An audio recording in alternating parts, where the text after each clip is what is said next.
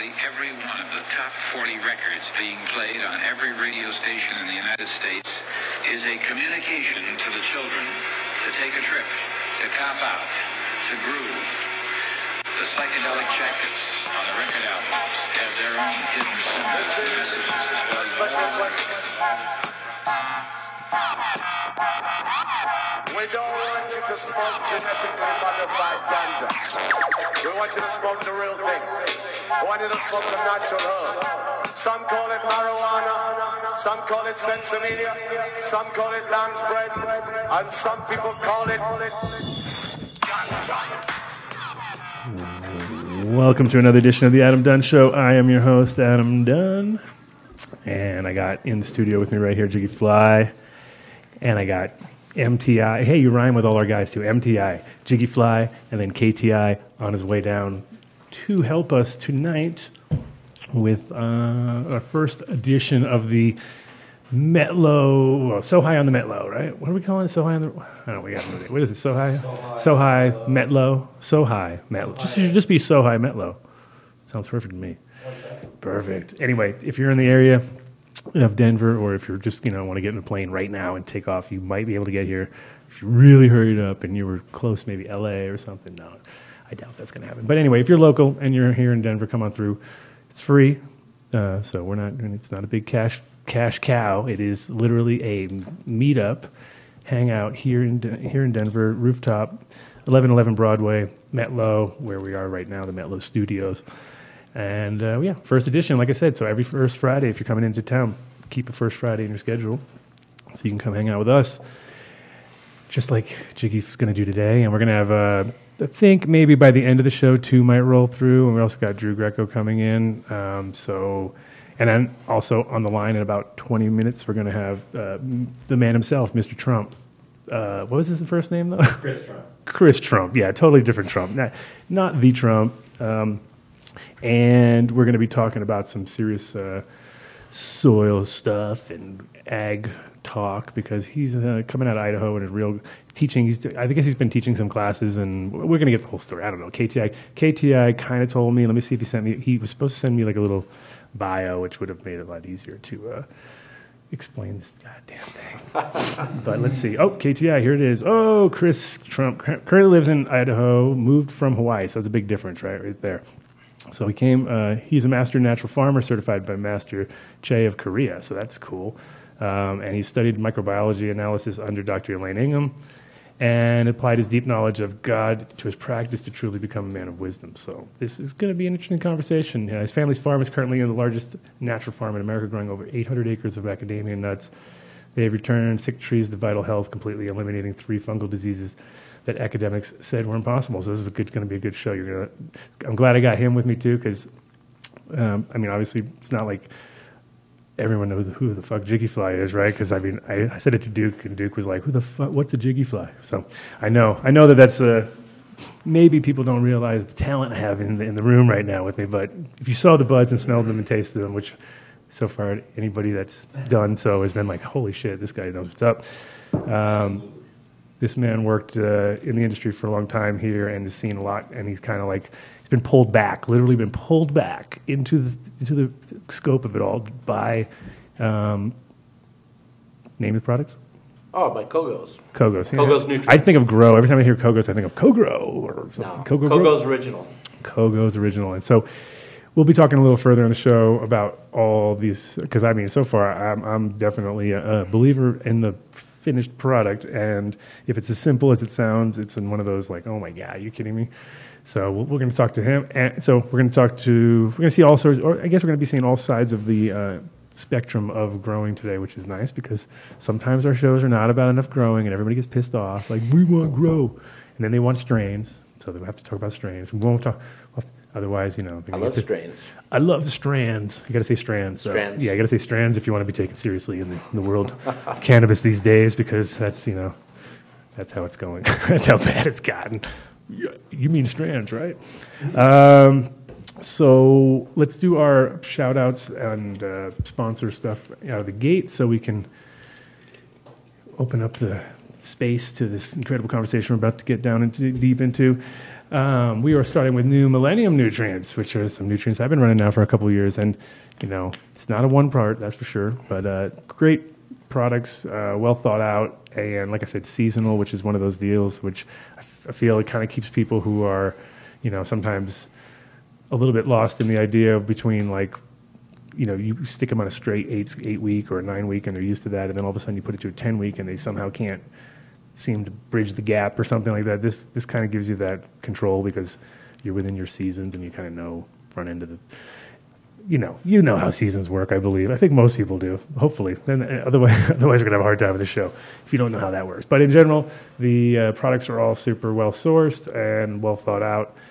And you can check out I think it was a couple shows ago, we had them on. We had them on a few times. So listen to some of those previous shows for some of the details. And the thing is, it's one of those, it's not a completely organic line, but what is really, even vegan matrix and all the ones that you really think are maybe 2%, but questionable. There's always a questionable, and that's usually the working part, right? The part that actually works is the questionable part. That's like the little drop of who knows what. Well, it always makes me wonder what is in suspension that holds it from continuing its biological cycle in the bottle while it's on the shelf, ending in a blow up or something.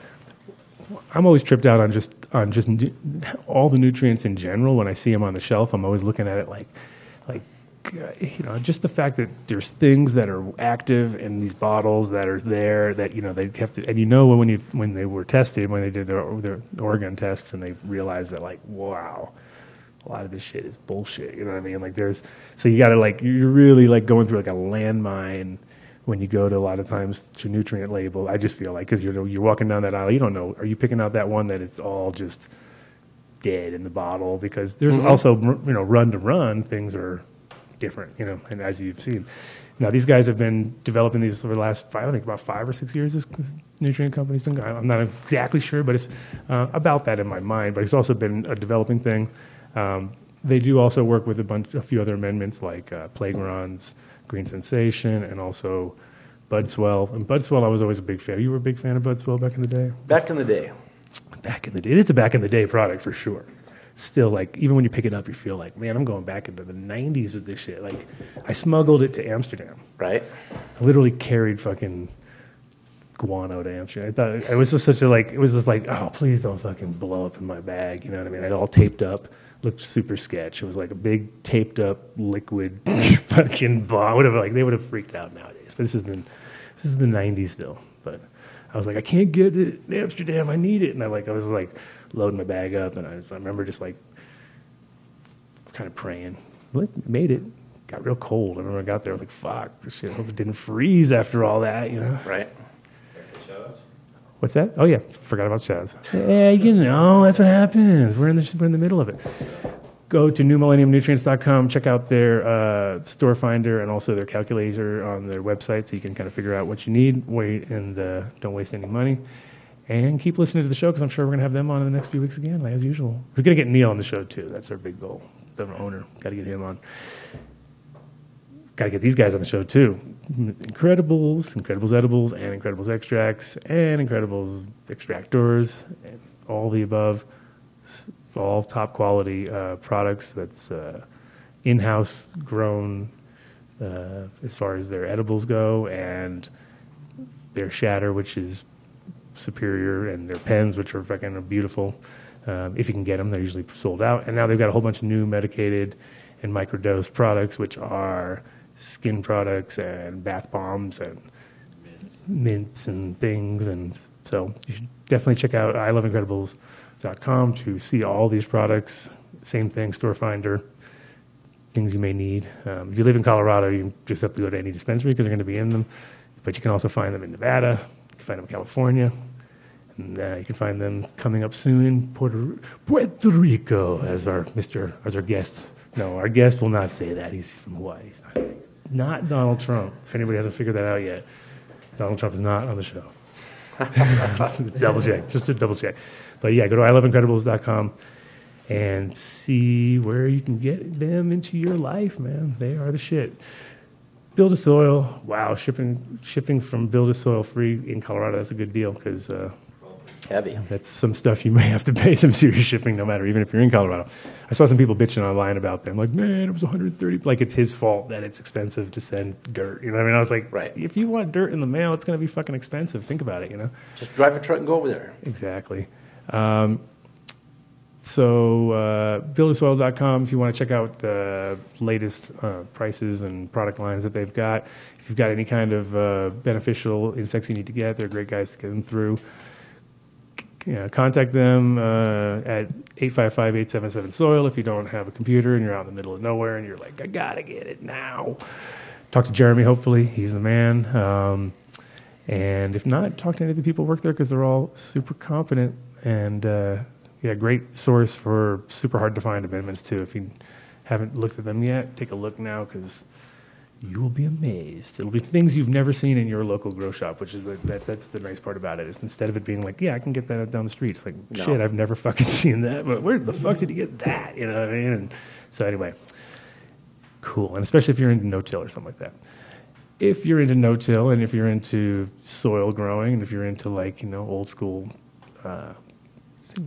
beds and good rhizospheres, then this is your guy you want to contact because he is a world record holder in pumpkins.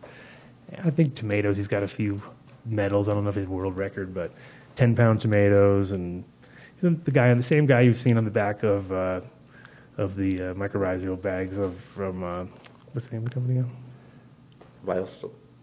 Come on, you're the guy working the shop. I always forget too. I was good till I got here. I was good, yeah.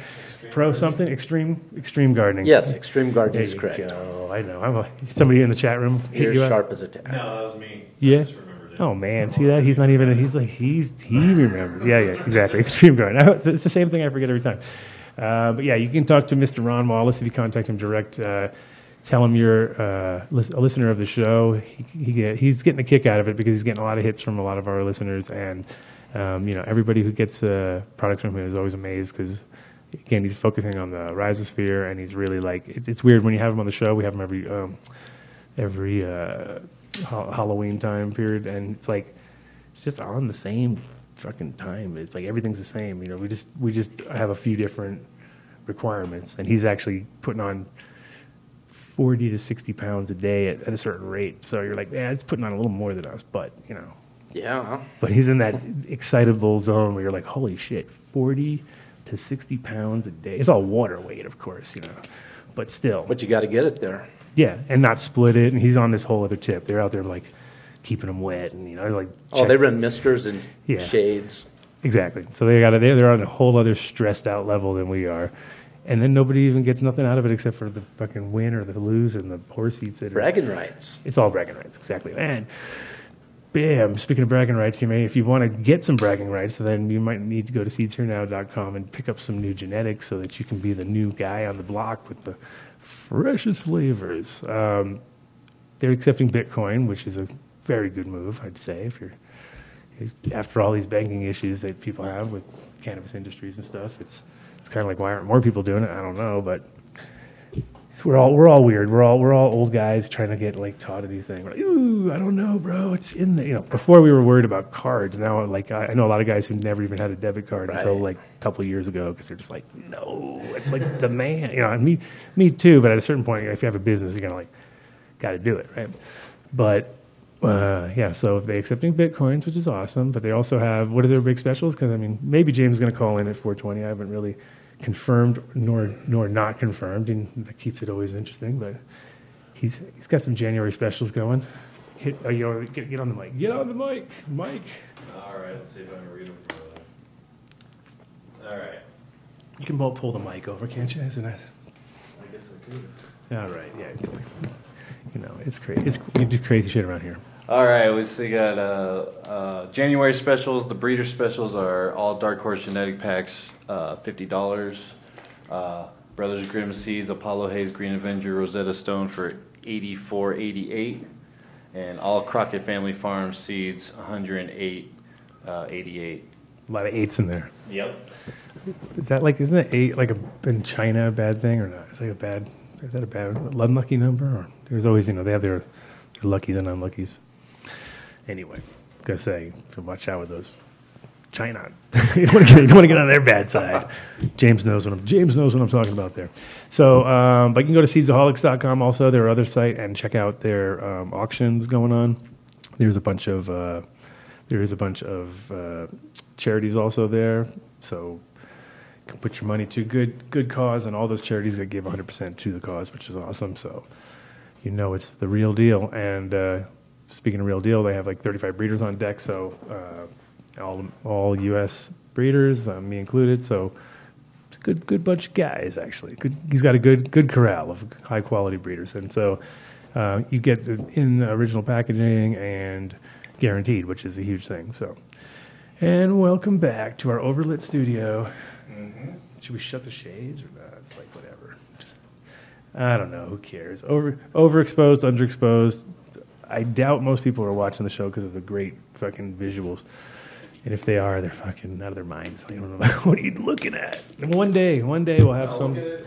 Yeah, we're good. It's okay. The levels are good. Everyone's excited. All right. So before our friend calls in, which should be in about 12 minutes, we can start down the road here with our buddy Brett, aka Jiggy Fly. How'd you get the name Jiggy Fly? When Xbox very first came out, it was a basketball player that could not be beat. My kids actually named him Jiggy Fly, and he was like 8 foot tall, green mohawk flying. Couldn't be beat, killed everybody. Until one day one of my kids killed him because they also couldn't beat him. So it was just this. Killed. He was killed in virtual. Well, death. Yeah, it was cyber suicide. Almost. Leaving the memory stick with my daughters. And they hated Jiggy Fly because he ruled the Xbox, of course. Oh my God. Well, so what's up? No, I was just wondering if you want me to shut that? No, I'm just wondering if it would. I don't know. Just I can feel it on the back of my neck, like attacking me. But I mean, obviously, you've been growing a while. I mean, it's not going to say for forever. But how old were you when you started? Give me a little background on your. I started in 1981. Okay, so that was a good. That was even pre-Phototron, as we were talking about the other day. Yeah, that's like your shop lights under the kitchen table. Awesome. And where were you living? Here in Colorado? No, we were in a small town in northern New Mexico that was really oppressive. Really? Oh, I've had terrible history with New Mexico. So, I always thought of New Mexico as being a little bit more cool as far as like kind of like backwoody. And I used to go to New Mexico. I used to go to Taos when I was a kid, and in the summer that was my only real experience before an adulthood. And it seemed pretty. At that point, it was just silver. Everyone's into silver, and everyone's into like turquoise. Right.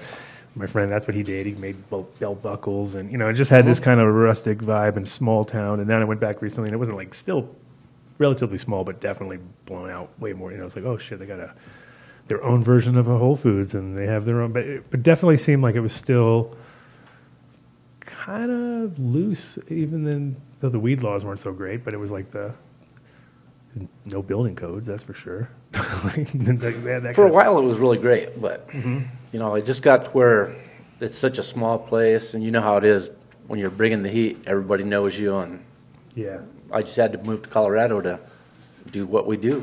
Right, and that was you're talking about. I mean, because 81 or whatever, you're talking about just like fucking around and growing, or were you like actually from that point on? No, that's when we started popping beans. And did you order them from Europe or? No, you couldn't get European seeds at that point. Not then, but I'm saying later on. Did you? Of course. Yeah. When Neville put his ad in the back of High Times. Because that was probably like around 84 or something like that, or thinking about that. Right around 84, 85, 86 maybe. Definitely by 86. Definitely by 86, because I already had weed that people grew from seed. Because I had a guy who used to grow weed that he bought seeds off Neville, and he didn't tell any of us. And he was also like, we were always. Everyone bring weed, and all of a sudden he just brought some ridiculous. I was like, "What the fuck is that?" You know what I mean? He's like, "Oh, I got it from some." He made up some story, and it was just like, "What? That doesn't sound right." Like some lady, I got it from a lady. I was like, "What lady?" Like, come on. And then he was like really persistent to not tell us. And then it was like, now he has a grow shop there, so right. Now it's pretty obvious. But in the time he was like, nope. 100% convinced us. At one point we're like, okay, I guess he really didn't. But it was. He said, "Oh, it is Afghani," and then he started to know too much about it. So it was at that point where we were kind of like, "All right, nobody knows that much stuff about their weed. So, so when you were, where'd you get your first seeds from? Well, you know, we would scout and do that whole, every year you expect it to come around, Halloween, Christmas, and you're just scouting for seeds in anybody's sack. And from there, you know, you just kind of watch out for the best bag seed you could get. And by the time Neville put his first ad into the back of High Times, it was just a small square. I saw that ad the day High Times came out, because that was always a marked event, you know, got to get to the bookstore, get your magazine. Right. I rolled back, saw that, lost my mind, wrapped $600 bills in carbon paper, stuffed them in an envelope to a faraway land nobody'd even heard about. Right. For mystical magic beans. Some P.O. box or something. Right. Exactly. Post bus. But it took almost a year to get my beans back, because they kept losing them to this green merchant deal that happened. And so my beans were just constantly being picked off, and I'd call Neville, and he'd be like, "Oh, don't worry, man. You know, we're going to try something different." Yeah. And you know, so he was a very stand-up guy and got the beans here finally. Well, that's the thing, is there is a, you know, it's kind of known now, there was a network here that made it all work, and then it all became like, okay, now, you know, they'll send them over in soup cans or whatever. You know, they had their little system, get them to the right guy, and then he would send them out of here. And then they seemed to get, I think they got their shit together after a while. But yeah, probably those first ones were, I'm sure they just tried. Oh, it was sketchy. They thought they could just send them back straight over here, I'm sure, too. And it was like. But the day you get it, yeah. I mean, it would rub the hands, and here we go. Right. Well, that's awesome that you were there in that time, because so like, you know, the scene, you know, literally was held together by the Dutch, and that's where you gotta. It's like certain people you got to give them credit, and you get like you always get a lot of flack whenever you do these things, and it's like, you know, like the Dutch get a lot of shit about, you know, their weed sucks or this or that, but the reality is, it's because they're in commercial turnover situations, so they don't give a fuck. You know what I mean? They just. But there is good weed there, and the reason that there is good weed here, and the reason that there's good weed everywhere, is because they actually like kind of held on to it just for that 20-year time period or so, you know, 25 years. And it was like, now it's like they want shit from us, you know what I mean? Because they're tired of their recombinations of skunk, haze, and, you know, Afghan and things, like going nuts, because it is the same, just recombinations and stuff. But so but what you will see is in the next near future, I think, well, like the next year or so, Neville's coming back on the scene, and it's going to be interesting to see what he's got to pull out, because he's, you know, he's in Australia again. He's back there, and he's somehow managed to take care of all the bullshit that's happened there and come back, and now he's going to be running their actual medical program or something. So it sounds good. It's like, I think it's a perfect. Now that Cali's gone, you know, Australia's looking at Cali. Right. Because America's flooded with Australians now. Like, there's so many living here. In both L.A., New York, everywhere. It's like, you're like, fuck, there's so many Australians here, you know what I mean? So I think they're going to, that should be, and Melbourne's always been a really cool place in Australia. You ever been there? No, I haven't, but on the bucket list. It's one of those, like, it's weird because it's like the north is like kind of like our south. It's like a flip, obviously, because we're on the opposite thing, but their north is our south. So when you go north, it gets warmer, it gets more like Florida, got more rednecky, and it got also more like total anti-weed, you know? It's like the warmer you got, the more anti-weed it got. And then you go down south to Melbourne, and it was like past Sydney, and it was like, for some reason, the colder it got, the more people didn't give a fuck. And it was like, then you got to Tasmania, it was legal, 7 plants were legal in Tasmania. And this was all like back in the 90s when it was like, what, legal? And it was like, and then in Melbourne and south, it was like 6 plants and up to a point. And so it's always been like kind of like way more liberal and cool in their north, or well, their south. And so anyway, back to growing. Would you grow with? You say we, you meant like partners and stuff. Like you guys had a little crew guys. You always try that when you're young. Yeah. Your best friend is your partner. Mm-hmm. 6 months later, not so much your friend, because he was your partner, and that kind of deal going on. So, I probably wrecked a few friendships doing that, and found out at the end of the day, you know, you're always the last guy standing. So, yeah, I mean, and growing is really like there's a lot goes into it. So it's one of those give and take things where you're like, okay, well, we have, got a location, so that's usually one guy, you know what I mean? And then you got the work, and then you got the brains, and then you got the brawn, and then you got all that going on, and then there's the inputs, and nobody takes care, if you're like me, you're maybe too lax, and you just kind of assume it's going to all come back, and then it never does, and then the other guy pulls out all his fucking receipts to everything he's ever done in the last 6 months, and it's all me. You know what I mean? Like, wait a minute. So you're talking about I got to pay for your coffees and your thing. Yeah, it's all. Oh, you didn't keep your bills. It's like, no, fuck that. I don't. We call that the pencil whip. And so I'm there. I'm always getting pretty. I always had that problem with people because I always assume that we're all doing it for the big picture, and I wasn't really petty. And then the pettiness would come up right around harvest time, and you'd be like, oh my god, here it comes. And it's just it is inevitable because a lot of people look at it commodity driven and other people are looking at it like passion and, oh, well, there's going to be an overflow. Don't worry about it. You know what I mean? That kind of, which is usually the way I think of it. Like, well, if you do it all right, it should be fine. Right? Once you get over a certain amount, everybody should be happy. But somehow, you don't hit that mark. Everybody's that is real bad. And you're at the Yeah, friends don't matter at that point. And so did you move to Fort Collins or did you? No, we moved right to Colorado Springs. Oh, Springs, and okay. We've moved away a few times, but we keep finding our way back. Springs seems to be like one of the, it's kind of a lot of military there too, right? So it's one of those areas I get a little mixed signals when I drive through that area. I'm always like, there's some really nice houses and there's some really nice places, but then there's also this whole military-esque vibe because you're going past bases and stuff, and that in that mountain over there, there's some crazy shit going down or something. So it is kind of like, it feels like maybe, I don't know. It seems to be a little, that to me is not a cool thing because I feel like there's, a bunch of dudes that are all just roided out and ready to fucking, whatever in the area, so kind of, do you guys go out there a lot or you just kind of like, that's your spot and more from the... Well, I would say, first we have a really interesting cross culture there that, I don't know, I wouldn't say everybody keeps each other in check, but, we all know it's an oppressive environment for gardeners there. Mm-hmm. And I hate to say it, but, what starts with us kind of filters out to the rest of the state. Mm-hmm. And we all end up feeling it, so boo to that. Right. And so what year was it again that you came here? Oh, when I moved to Colorado was probably 1986. Okay, right. So in the 80s still. And at that time period, what was prevalent around here that you thought was, besides what you were growing and besides your own little crew, did you come across any from Western Slope or any kind of stuff that maybe is lost in the shuffle nowadays? Well, of course, we always want to talk about peonia. Right. The old pea bud was legendary for anybody. Sure. And, there was another spot down in southwest Colorado where they had some really nice, Kush bud that was coming out, and they were calling it Placidus. And that was really nice back in the day. Right. And if it's in the 80s, it's way pre OGs and Kushes. So it's more Hindu, more real, It's like, in that sense, it's like, okay. Because the pea bud, one of the funniest parts of that was that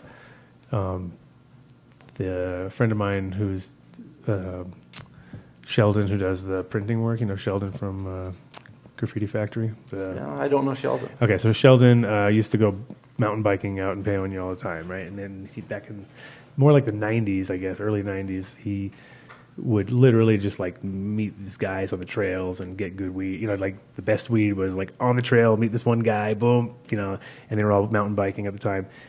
And what's funny is that the idea of bikers, people think of bikers, and the story just got completely misconstrued by a bunch of people when, it became bikers, all of a sudden, oh yeah, you get it from bikers. It's like, no, you get it from mountain bikers. I like dudes wearing spandex and shit. It's not as hip though. It isn't as hip, but it's just funny because it instantly got the story all discombobulated and shit. But because he was talking about it from years ago, and then then the Hells Angels, of course, never helps when that name gets thrown around because then people just, now you're even taking it one level, and now you are talking about bikers, you know what I mean? But yes, and it had nothing to do with that, but it's just funny because it went like that, literally from the third guy down. It was like, yeah, dude, Hell's Angels, he got it. I was like, did he? No, I think he got it from a bunch of dudes wearing spandex. Anyway, I always thought that was a good one. So, Well, if you did, you'd never want to tell anybody. let's see if we're at 3:32. This guy, what is he? He's late. What's going on, man? I thought we'd be on time. Like KTI would have this shit precision. Guess not. Guess not. I'm just looking to see if I missed any kind of. The phone line's open. Phone lines are open. There we go. He heard us. burning. I am impressed. Hello there. Welcome to the Adam Dunn Show. How you doing? Hey, thanks. Glad Good, how's it going? We were just checking. We were like, he's 2 minutes late. This is unheard of now. Of course, we're usually we never know what time it is around here. So you're perfectly on time. So you calling from Idaho right now, or Yeah, I'm in Boise. Boise? Okay, great. Let me just introduce yourself to the audience here, because I did a pre-intro, but we'll get you to intro yourself. Awesome, yeah. So is this, I'm talking to Adam? Yep, this is Adam. Adam Dunn of the Yep. Adam Dunn Show? This is me. Awesome, man. And we are live right now too. So Cool. I'm in Boise doing some farming, trying to look at a way for refugees in Idaho to kind of do agriculture as an income. And so that's been a fun project, kept me busy and interested. And I grew up farming, born on a farm on the Big Island of Hawaii. yeah, much different And, different climate than Boise, huh? From obviously, and Pretty drastically different. Yeah. I guess right now there's snow on the ground in Boise. uh-huh. My kids last year this time it was the first snow they'd ever seen in their life. Wow. They were all born in Hawaii. Yeah, so it's a pretty big change. For sure. And I mean, I guess when you're growing up on a farm in Hawaii, is it like now you're working with like your grandparents and parents and that? You know, it was my dad. My dad is, as far as my heritage, as far as professional farmers, at least beyond, relatives I know of, he's kind of the first generation of farmer. Right. So, yeah, my dad was a farmer, so we had cattle and sheep and pigs and chickens and grew pineapples and eggplant. And for the last 30 years, we've grown macadamia nuts, which is good fun. Sure. And how much acreage we're talking about? Right now, we farm about 750 acres of Wow. macadamia nuts. Yeah. So that's all mechanical and I mean like assisted, or I guess, and pretty large scale at that rate. So it's definitely not a single little guy operation or anything like that. How many people you employ for that? Yeah, we live in a small town, and we employ 16, 17 people year-round. Mm-hmm. And then during peak harvest, we have some people that are happy to come in and be involved for, a few months. They're retired or whatever, and so we have a small crew that comes in and does a little bit of hand-picking, about 10 people. So during peak harvest, it's, for About 30 people. 6 months about 30 people. Mm-hmm. Yeah. But still, it's mostly mechanical now. There's not a whole lot of... That's what I was going to say. Most of it's been kind of thought out a little bit more than the old days, I guess. So, yeah. And on a sort of off subject, how do you feel about like the whole Fukushima and Hawaii and thing? And is that affecting all the wildlife there? And have you noticed anything? Who knows? Who knows what we'll be talking about the long-term effects on people and everything, Yeah, I mean, it just seems like it's 30 years. It seems like Hawaii is going to get the brunt of it, obviously, just by location and the fact that, I have friends in Seattle, though, who, it's kind of one of those deals where we were out there and we were on a dock and we were doing some dabs, and he's like, yeah, I haven't been by the water in a long time. And I was like, why? And he's like, oh, well, just because there's shit floating up now and it's all, hitting us. It's now physical pieces of parts and docks and boats and things are all kind of coming over from there, and they're actually, checking them in, they're registering on Geiger counters and stuff. So he's like, yeah, I just can't, I can't come down with my kids. And I was like, damn, like, all right, that just changed my whole perspective of the realities of this shit's like for real now. And so I'm just thinking if it's in Seattle, it must be worse for Hawaii, I'd assume. Yeah, there's a lot of thought about it. And when it first happened, I mean, like the, iodine tablets and stuff, everybody's buying those out and trying to eat all the seaweed they can. And it was kind of like, how are we going to be? And I think it's kind of like maybe you want to boil a frog or something, you put it in the water and slowly turn up the heat. I think now nobody thinks about it. So if there is, adverse effects, I think it's all just kind of like, well, I got to live here. And I don't know. I think normal life is taken over. It's not a huge conversation in Hawaii. Yeah, but I thought about it. I mean, I wondered, like, yeah. Well, you have children? You have children? Yeah, I have 5 kids. Oh yeah. So then of course, that's what you're really thinking about. It's more like we already know that we're probably not going to be like seeing it so much, but it is definitely more multi-generational where you're like, oh shit, like so those guys are going to motherfucking deal with it. So, I probably already jacked up my body beyond what that little bit of radiation is going to do. But my kids for sure. So with your growing techniques and stuff, I mean, you're doing like obviously sustainable. It sounds like, and you're doing like permaculture, or you have a certain kind of focus? So no, we're a full-on monoculture commercial farm. We're 100% organic and certified, so we make up about a third of the organic acreage in Hawaii. But there's no intercropping. I mean, tons of grass and whatever kind of indigenous wild things that grow in our kind of as ground cover in our orchards. It's beautiful, but it's not. We've looked at interplanting coffee or cacao, but just the logistical kind of time to inter-harvest and deal with things in between trees and the maneuverability through the orchard, and it's pretty major cost. You really have to have a serious income kind of created with that intercropping for it to make any sense. And so right now we're trying to do Mackinac better and such. We're trying to do Mackinac really well.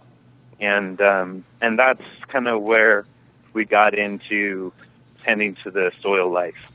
And just looked at kind of, we're in business really as a kind of main company prerogative or vision, if you will, is to provide a living wage in our community. So there's not a whole lot of options for work as far as like. What about so what do you do with, like, for instance, do you do the shelling there and all that kind of stuff, or do you just grow them and sell them out and then export them out or send them to somebody else, or do you do like any kind of roasting or that kind of labor? We don't. We want to, but we'd have to create a factory for processing, roasting, and all that. Yeah. And that's not realistic right now, as we don't have that kind of capital. Right. But because I was just thinking more. I was thinking more on the lines that if you were doing that it would create a different maybe revenue stream coming off of like possible like the shells being used in some sort of agricultural product, or just because of the tonnage that you guys are dealing with all of a sudden, so it's like. So I'm just, it would be awesome for us, and we'd love to do that, and it would definitely move us towards a better kind of bottom line. Right now we use all our waste, so we do dehusk them. So macadamia nut, think of it as like 3 layers or 2 layers to get to the nut. It's like a coconut has a husk and a shell. Yeah, a mac nut does too. Gotcha. So we dehusk them on site, two big old assembly lines, and silos, and so we ship about 70 end dumps, so 18-wheeler, big old, and our product is a nut and shell. Mm-hmm. So it's got this super hard shell, and then we send that to the processors. So, yeah. How old are these trees? A lot of them are 35 years old, but we have on our farm the oldest commercial planting in the world. So I was listening to you guys talking in the beginning, and MacNuts are indigenous to Australia. Okay. So they actually they're coming from there, and but nobody was growing them for like a crop in Australia. Mm-hmm. They're kind of like people would crack them open if they found them, or enjoy the tree if they had it. But no intensive farming. So in Hawaii they started messing with varieties, and so there was one older planting on a different island in Hawaii, but that's gone. And so on our farm there's some trees that are 90 years old. And still producing. Oh yeah, highly productive. And I think for us, we attribute that to organic practices. Mm-hmm. In the industry, people are looking at MacNut trees and they're like, oh, they only produce for 30 years, and you need to rip them up and plant again because the production's fading out. But I'm wondering if that isn't because of the intensive chemicals and herbicides and torched ground, that trees don't like that environment for the production of 30 years what is they're trying to do. 30 years is pretty hard to find other productive things that really do that. I mean, usually apple trees, things like that, they also at a certain point, I mean, I don't think they're all the time. A lot of times I see a lot of young trees where I'm like, it seems like they turn them over pretty quick too. Wine grapes hang in there. Yeah. Wine, how old's the oldest wine? Man, I just know when we lived close to Napa, they had, I would say, 150-year-old vines. Yeah, I mean, they look like tree trunks growing in the ground out there. Sure. I mean, that's the beautiful thing about living in certain climates. I mean, Hawaii is obviously a very unique climate. You were also teaching, were you teaching out here in Colorado? Was that what, I got some messages from KTI today. Yeah, I taught here in Idaho class this November. Uh-huh. Yeah, that was a lot of fun. People came from Montreal. I had a lady come from Jamaica, and all over, a bunch from Colorado and Washington and Oregon. It was good times.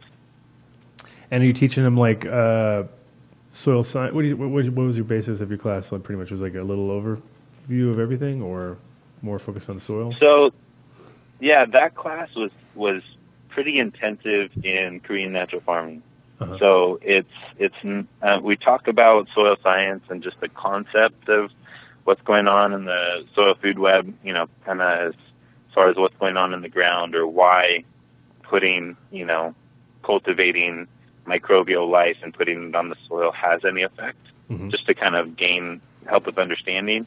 But for the most part, it was kind of how to this method of accomplishing growing with natural farming inputs.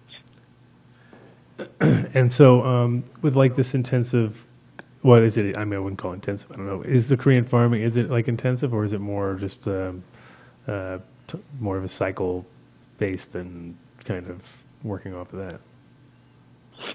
So it's, there's a lot of different ways all over the world and all different kinds of cultures to tend to the, life of the soil. Mm-hmm.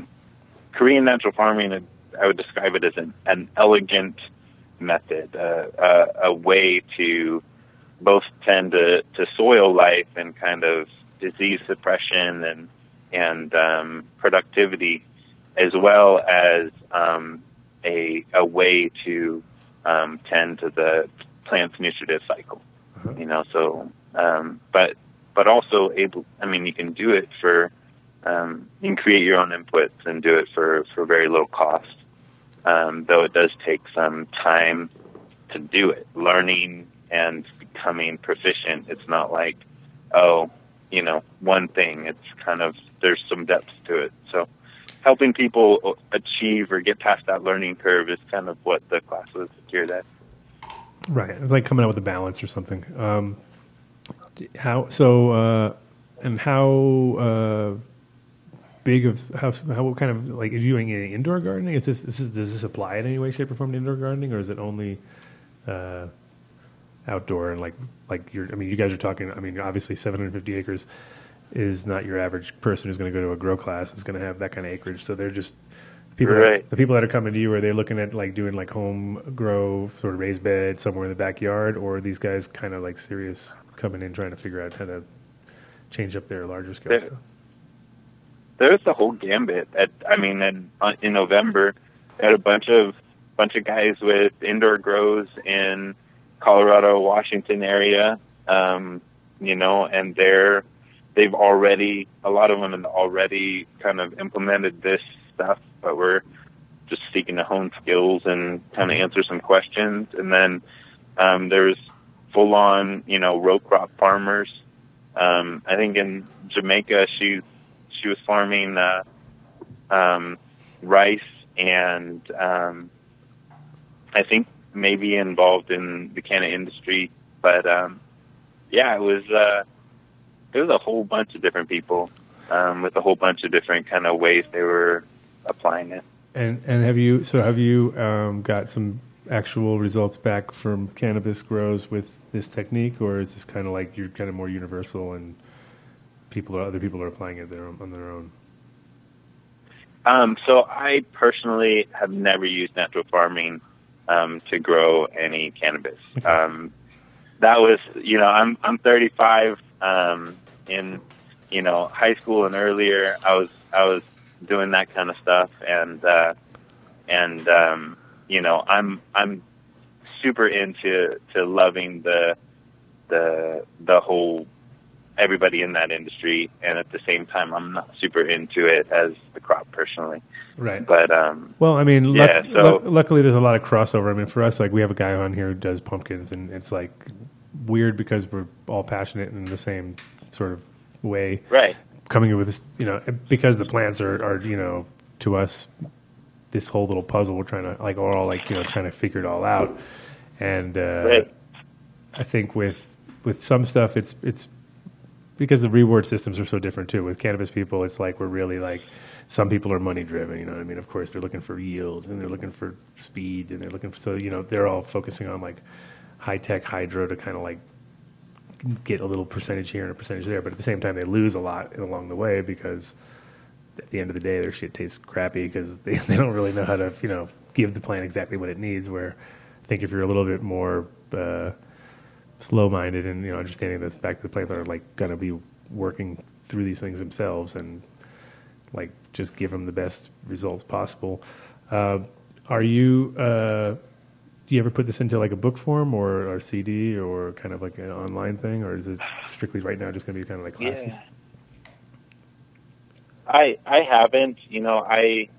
Before I came out to Hawaii, I'm managing with my family a multi-million-dollar farm and literally farming hard. So I just didn't have time to really communicate. I had a buddy, Drake and Hilo, and he'd come out and like, "What are you up to?" And I'd tell him stuff, and he'd cruise back and share, divulge knowledge, and he'd put a lot of stuff online. And but I was kind of head down and getting it done. I felt like my contribution to the world was to kind of show a large-scale system where we're using our waste products and what we have locally available to produce at a high yield in a productive and profitable way, where we're not just doing it for philosophy's sake. But when I started making the transition to come out here, I actually put together a bunch of videos to help people and put them on YouTube.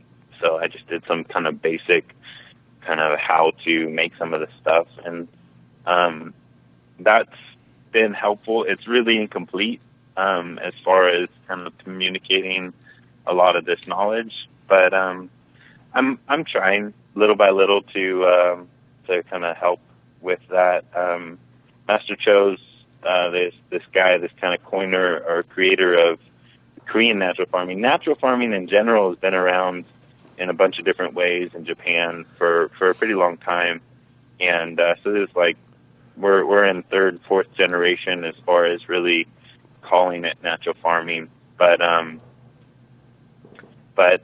this kind of the previous generation is this guy Cho Han Yu from South Korea, and he's creating another book and wants information. I'm supposed to send the information so he can put that stuff in there and a few other people. But I made a website, and I hope to communicate and make things like PDFs and kind of easy to access stuff there. So that'll be naturalfarming.co. And right now, all that's on there is a place to put your email so you can get alerted about if I do another class. Gotcha. But hopefully by February, there'll be some stuff on there where you can actually buy OHN. I made which is one of the natural farming ingredients that's like really tedious to make. And so I figured that would help people get started if that was available. But yeah, hopefully soon. So to answer your question, yeah, sure. Yes, I've made a bunch of spreadsheets that make my life easier, and I just plug stuff in and it spits out all the numbers I need. But I haven't made that available, but I hope to in this next few months. Nice. Well, I mean, I guess the thing is with stuff like that, once you get it out there, it's amazing how sometimes, like, you'll be asked the same question a million times, and it's so nice to put that out in video form because people will, and it'll be trippy because you'll save a lot of people a lot of hassle. Oh, Mr. Tim Martin just rolls in right in front of the camera. He don't care. Look at that. Jesus Christ. Get out of here. Get out of here. I got lurkers coming around, getting in front of the camera. So, Chris, so when you moved to Idaho, you said it was like you moved your whole family there. They'd never seen snow before. So how old? So everybody or just the kids? Oh no, my wife had seen snow. Okay. So she's she'd been she grew up in Arizona and went to high school in Hawaii and she'd been around it. But yeah, my kids, when we moved here, my kids were 8, 5, 4, 2, and we had it sounds like a countdown, right there. Yeah, 8, 5, 4, definitely. 3, 2, and 1. We got kids. We got lots of kids. Wow. It's my. Any of people them ask why I don't have a lot of free time. And you getting any of them into growing at a young age now, so that they understand? I mean, my kid's about 5, and he same deal. Like he can't wait to get in there. He'll do it. Oh yeah. Oh yeah. He's all over. I'm like, slow down, kid. Slow down, kid. He'll be the boss. Oh, he's already boss. Yeah, he's definitely boss. But how much fun is that? I mean, how cool is that? It is. It's literally what I told people as a joke. I told people as a joke for years. For years, I told people, it's like, well, they'd be like, I'm just having kids to trim weed, man. That was my big joke. I was like, I'm just having kids so I can have people to trim that weed because it's so much work. You know what I mean? And sure enough, he's like ready. But anyway, sorry to cut you off earlier. No, I really love that, and I hope that's something we get to play with as a family for a long time. Yeah, in Hawaii, we had sheep still, and so they get to do sheep roundups and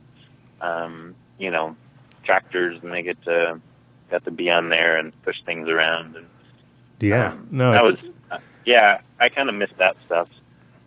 Yeah, it's beautiful. It is beautiful to get your hands in the. I mean, I can't compare to Hawaii for the fact of being able to grow such awesome things there, but at the same time, such a well-rounded learning curve to go to where you are now, because now you're looking at like a totally different crop type. If you're, you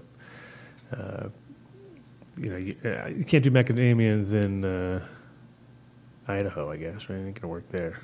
No, definitely not very effective. A couple greenhouses, that's subtropical.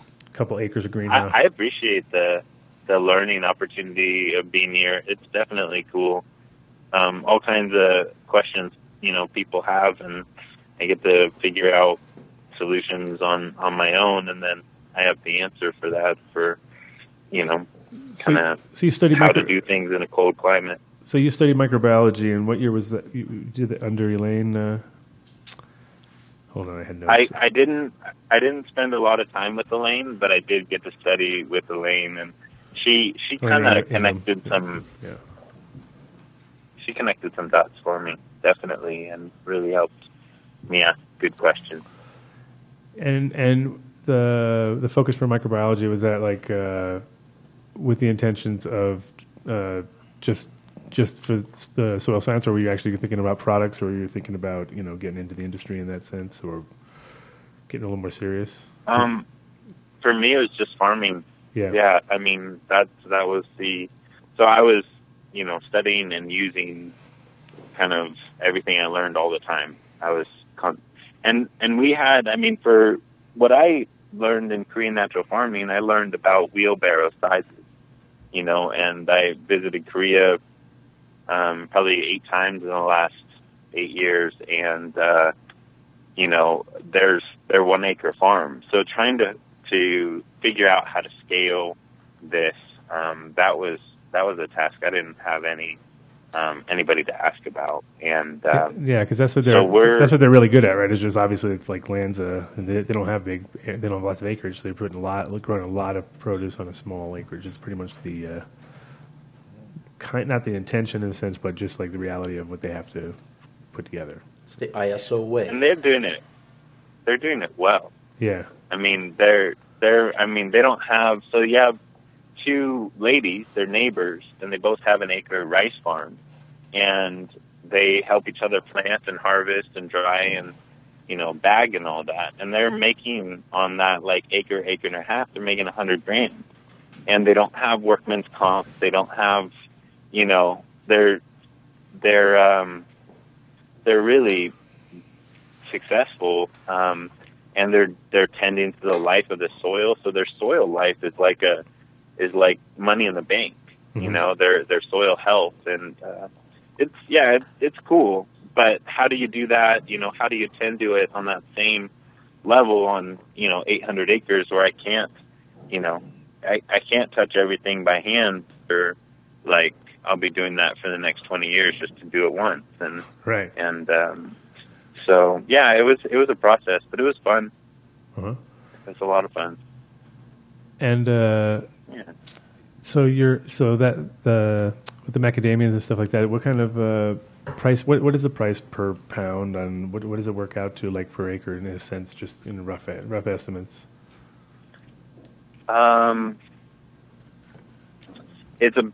Really for just keeping it nice and clean and easy, about $1 a pound. Okay. $1 a pound for a nut and shell, and so that's what we're shipping out.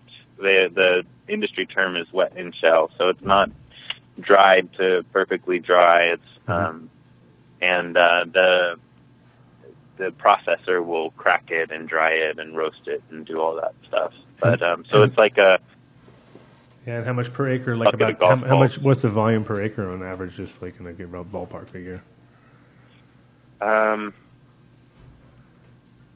a good question, and that I don't know off the top of my head. Actually, I'm totally honest. Yeah. But what we're dealing with on our farm, if I could kind of guess where we're going, but it's. What I heard about a long time ago, which would be interesting. You ever worked with Sonic Bloom products back in the day? Not my personally. I didn't. No, no. You've heard of him though. Mm-hmm. You've heard. He's heard of him. You've heard of him. I haven't. No. Okay, so there was Black Walnut Farm. Black Walnut. Is that a type of walnut? Black walnuts? Yeah. Yeah. Okay. There's a black walnut farm somewhere in like Seattle, I think it was, or something. If it makes sense. I don't know. I'm not sure. I'm not 100% sure on locations, but apparently these guys were using Sonic Bloom back in the day, and their shit blew up in size, and it would do it by the acres, so it was acreage. And Sonic Bloom is just chirping which you have on a loop, and you can just put it under music if you want to put it under music, or you can just have it on a chirp. Oh yeah. And, I know what you're talking about now. And apparently on nuts they go nuts on nuts. No, I'm telling you for sure. You should look into that as a possible other thing to add to the sort of arsenal, because these guys were like same sort of deal where neighbors were growing, their acreage, and they were like, "What the fuck are you doing? Because you got double the size of like." And people, they just come in and be like, "I don't know, maybe it's the chirping," but I think it'd be something that'd be interesting to do because for cannabis, it's very. I mean, I do it anyway for fun here and there, but it wasn't like. It's more about the timing of opening the stomata on the leaves. Just that's what it does. It's sort of, and you don't do it all day, every day. You just kind of do it at a certain time of day, half hour before you want them to open up. Then they open up, hit them with your food, and then they're done, and then you stop the chirp. You know what I mean? But most people just like leave them on. It's like driving them insane. But it does work. Those are really interesting things. You should just check into that.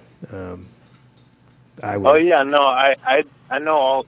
I mean, I heard all about that. I didn't know that name, but I mean, how crazy is it, Adam? We look at all the ways nature works.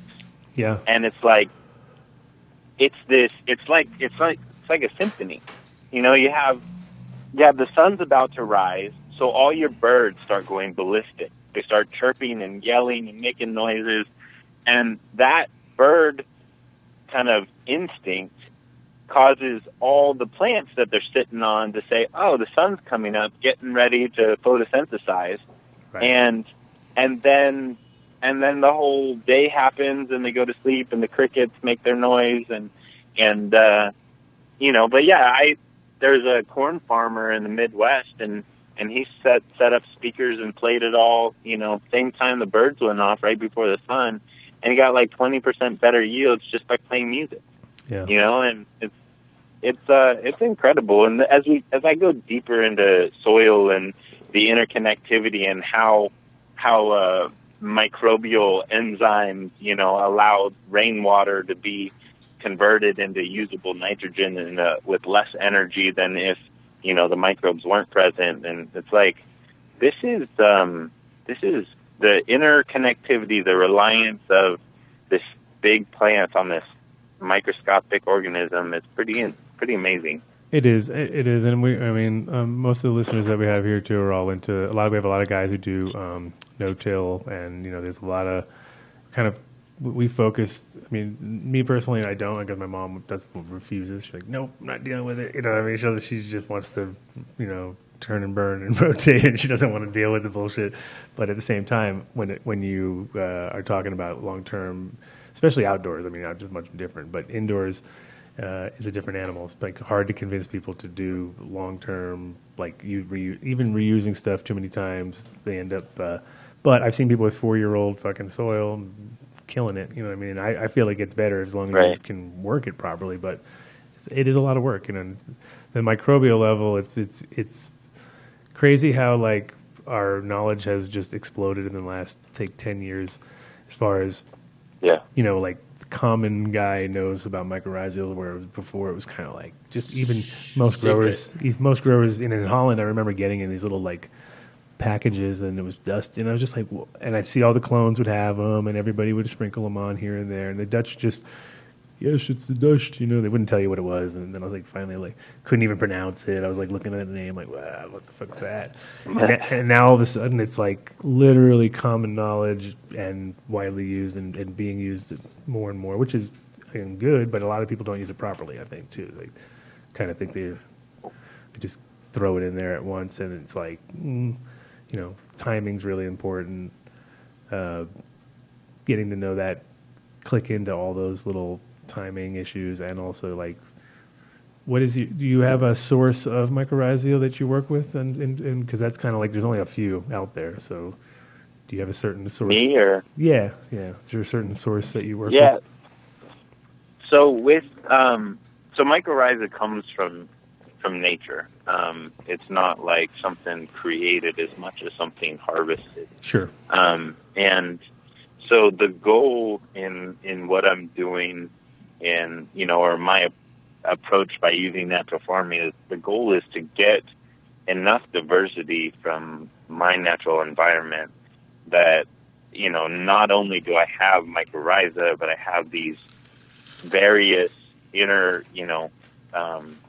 various other types of fungi or yeast or bacteria that actually work with each other to one, use up all the space so there's no room for disease, and two, tend to the different needs and kind of ways a plant interacts with microbiology. So I'll you know, all the different sporal type fungi are actually have their role, and so yes, mycorrhiza, and yes, I love it, but it's not it's more complex than that, and of course. So that's nice because you can buy a cool package. But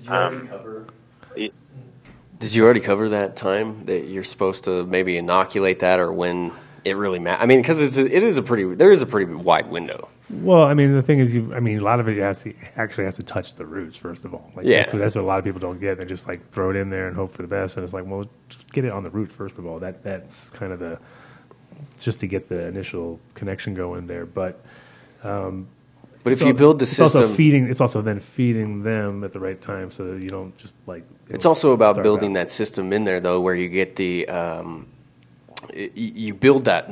There's also a buildup of mycelium that helps work in part of this too. That I'll make the connections. Yeah, that helps build up all this soil and makes that the whole process more effective. And so there is a time frame to allow to do that, and the effectiveness of how you don't want to do it at the very beginning. I don't think of vegetative stage, do you? I mean, you don't want to create that type of situation until there's already a root. You can. Okay, and what I was talking about, until there's already a root ball, a very robust root system formed. But I would love to hear what you're going to say. By the way, I'm Tim Martin. I had a question there. Yeah. So one of the reasons not to use mycorrhiza early on, or when it's just this little seedling, is because you don't want to waste this expensive product if it's not going to get established when you put it on.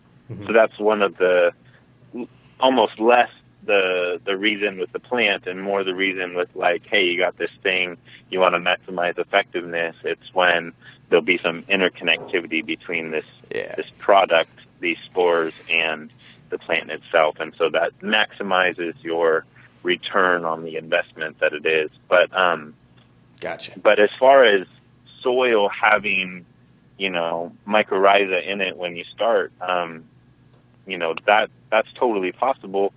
Generally speaking, a lot of that specific type of fungi doesn't really have a whole lot of kind of life cycle purpose without interconnectivity with roots. So if you had a cover crop of some sort on your indoor grow, like a little, creeping grass or something, that could have a mycorrhiza connection that could then, kind of prep some life going on with once your seedlings go in. But like Adam was saying, that takes some work. That takes some and so I get why people with indoor grows are like, I don't know if I'm going to tend to the microbial life in these pots. But you can also, you can, if I were to experiment with doing it and I didn't want to have a 4-year-old batch of soil,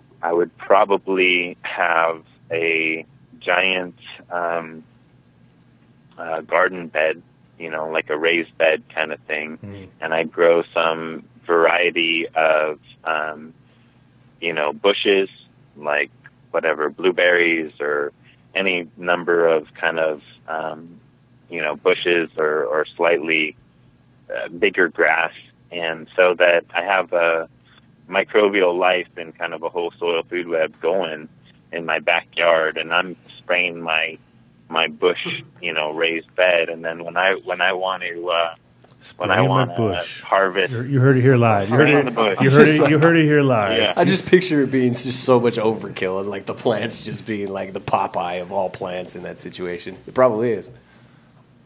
Well, yeah. Then they're crazy happy. Then when you want to move it indoors for your pots, you have a new set of seedlings, ready to go, or your clones. Then you could just come in, kind of carefully yank all. If you got blueberries, you want to keep them alive. Carefully yank them all for their new home, and then you got a giant, get your front loader, come in and scoop and dump all your dirt into all your soil that's been living now for a year in preparation. This is your indoor unit, of course. Yep, it's your indoor front loader. Now you're ready to go with fully living soil with not only mycorrhiza, but also nematodes and mycorrhizapods and other fungi and yeast and bacteria, and it's all kind of up to speed, and then you're not gonna have the diseases, because plants, when they're crazy healthy soil, disease just doesn't have a place to get established. That is the key right there, exactly. That's the idea, is just like get it all full up first, and that's what microbial life and people don't get. A lot of people just didn't want to put the energy in, not understanding that it's just like, even though it's a short time frame, you do kind of want to just keep everybody at bay, and by just filling up every gap you can, in a sense. I mean, what you guys are talking about is, in my opinion, one of the most important things to learn as a cannabis grower. I think it's, if you're just trying to grow weed, it's really not that important. Look at Tim trying to take the spotlight. No, I'm just saying. You know what I was thinking? I was thinking that you guys are the most important people. This is what I hear back from you guys. Yeah. And this is what I hear back from, the other growers that I know, that this is so important. If you're just trying to grow weed and shuck something out, then don't worry about this. But if you care about your product, you care about the quality, this is one of those aspects, and it can also challenge you. So it's part of the puzzle. I think part of the deal is that people, less and less are smoking their own weed. A lot of the people are growing and they're just making weed and they're producing it. They don't care about this. And so it's kind of like you got to get people that are still on that tip where they're consuming their own. They're making everything they eat is organic. They grow their own weed. That's the key for me. It's mostly about what I eat and what I smoke. I kind of want to know, and I'm already taking a risk when I eat it. I go every time to Nature Grocers, buy all my own food, but if I go out to eat, it's fucked. You know what I mean? We're getting like, ching, we got nailed there. Either you have nothing, or you got to just go for it. You're like, it's fucking GMO, it's terrible, it's whatever. But you just got to, either do it all yourself. But with weed, you got to really, it's one thing you got control of. You know what I mean? So I feel like as a grower myself and a lot of my friends, that's kind of the key, that we all get into our own little, we know what we put into our body at that point. For sure. Yeah. You gotta know what you put in your plants, man. And we have joining also in the studio. So now the studio started to fill because we're having a party later on tonight. So it's going to be one of those kind of shows. It's going to turn all crazy, and then you're going to be like, "All right, I'm out of here. See you guys later." No, got Mr. Drew Greco in the shot in the house. What's up, guys? In the house. So glad to be here. Thank you. Yeah. Thanks for taking the invitation so quick. That's how I usually roll. It's usually like somebody's online and they're like talking. I was like, well, just come down. Okay, perfect. And today we're having our first little rooftop soiree going on at the end of the show. So if it gets weird for you there, Mr. Trump, I should say. How's it with the Trump name going? Has that been rough or what? Yeah, it's endless jokes. And, I didn't want to start with it. I figured we just leave it alone. That's why I was afraid to say your name in the beginning, because I thought, it's going to go off on a tangent. Let's just leave it. We'll leave it alone. I said it, in the very beginning, but it was kind of like a joke. I said, Mr. Trump's going to be on the show. Everyone's like, what? I used the joke. I had to. I couldn't resist. I was like, the same. Yeah. It's the same 5 jokes. So I could have said I just heard them a lot.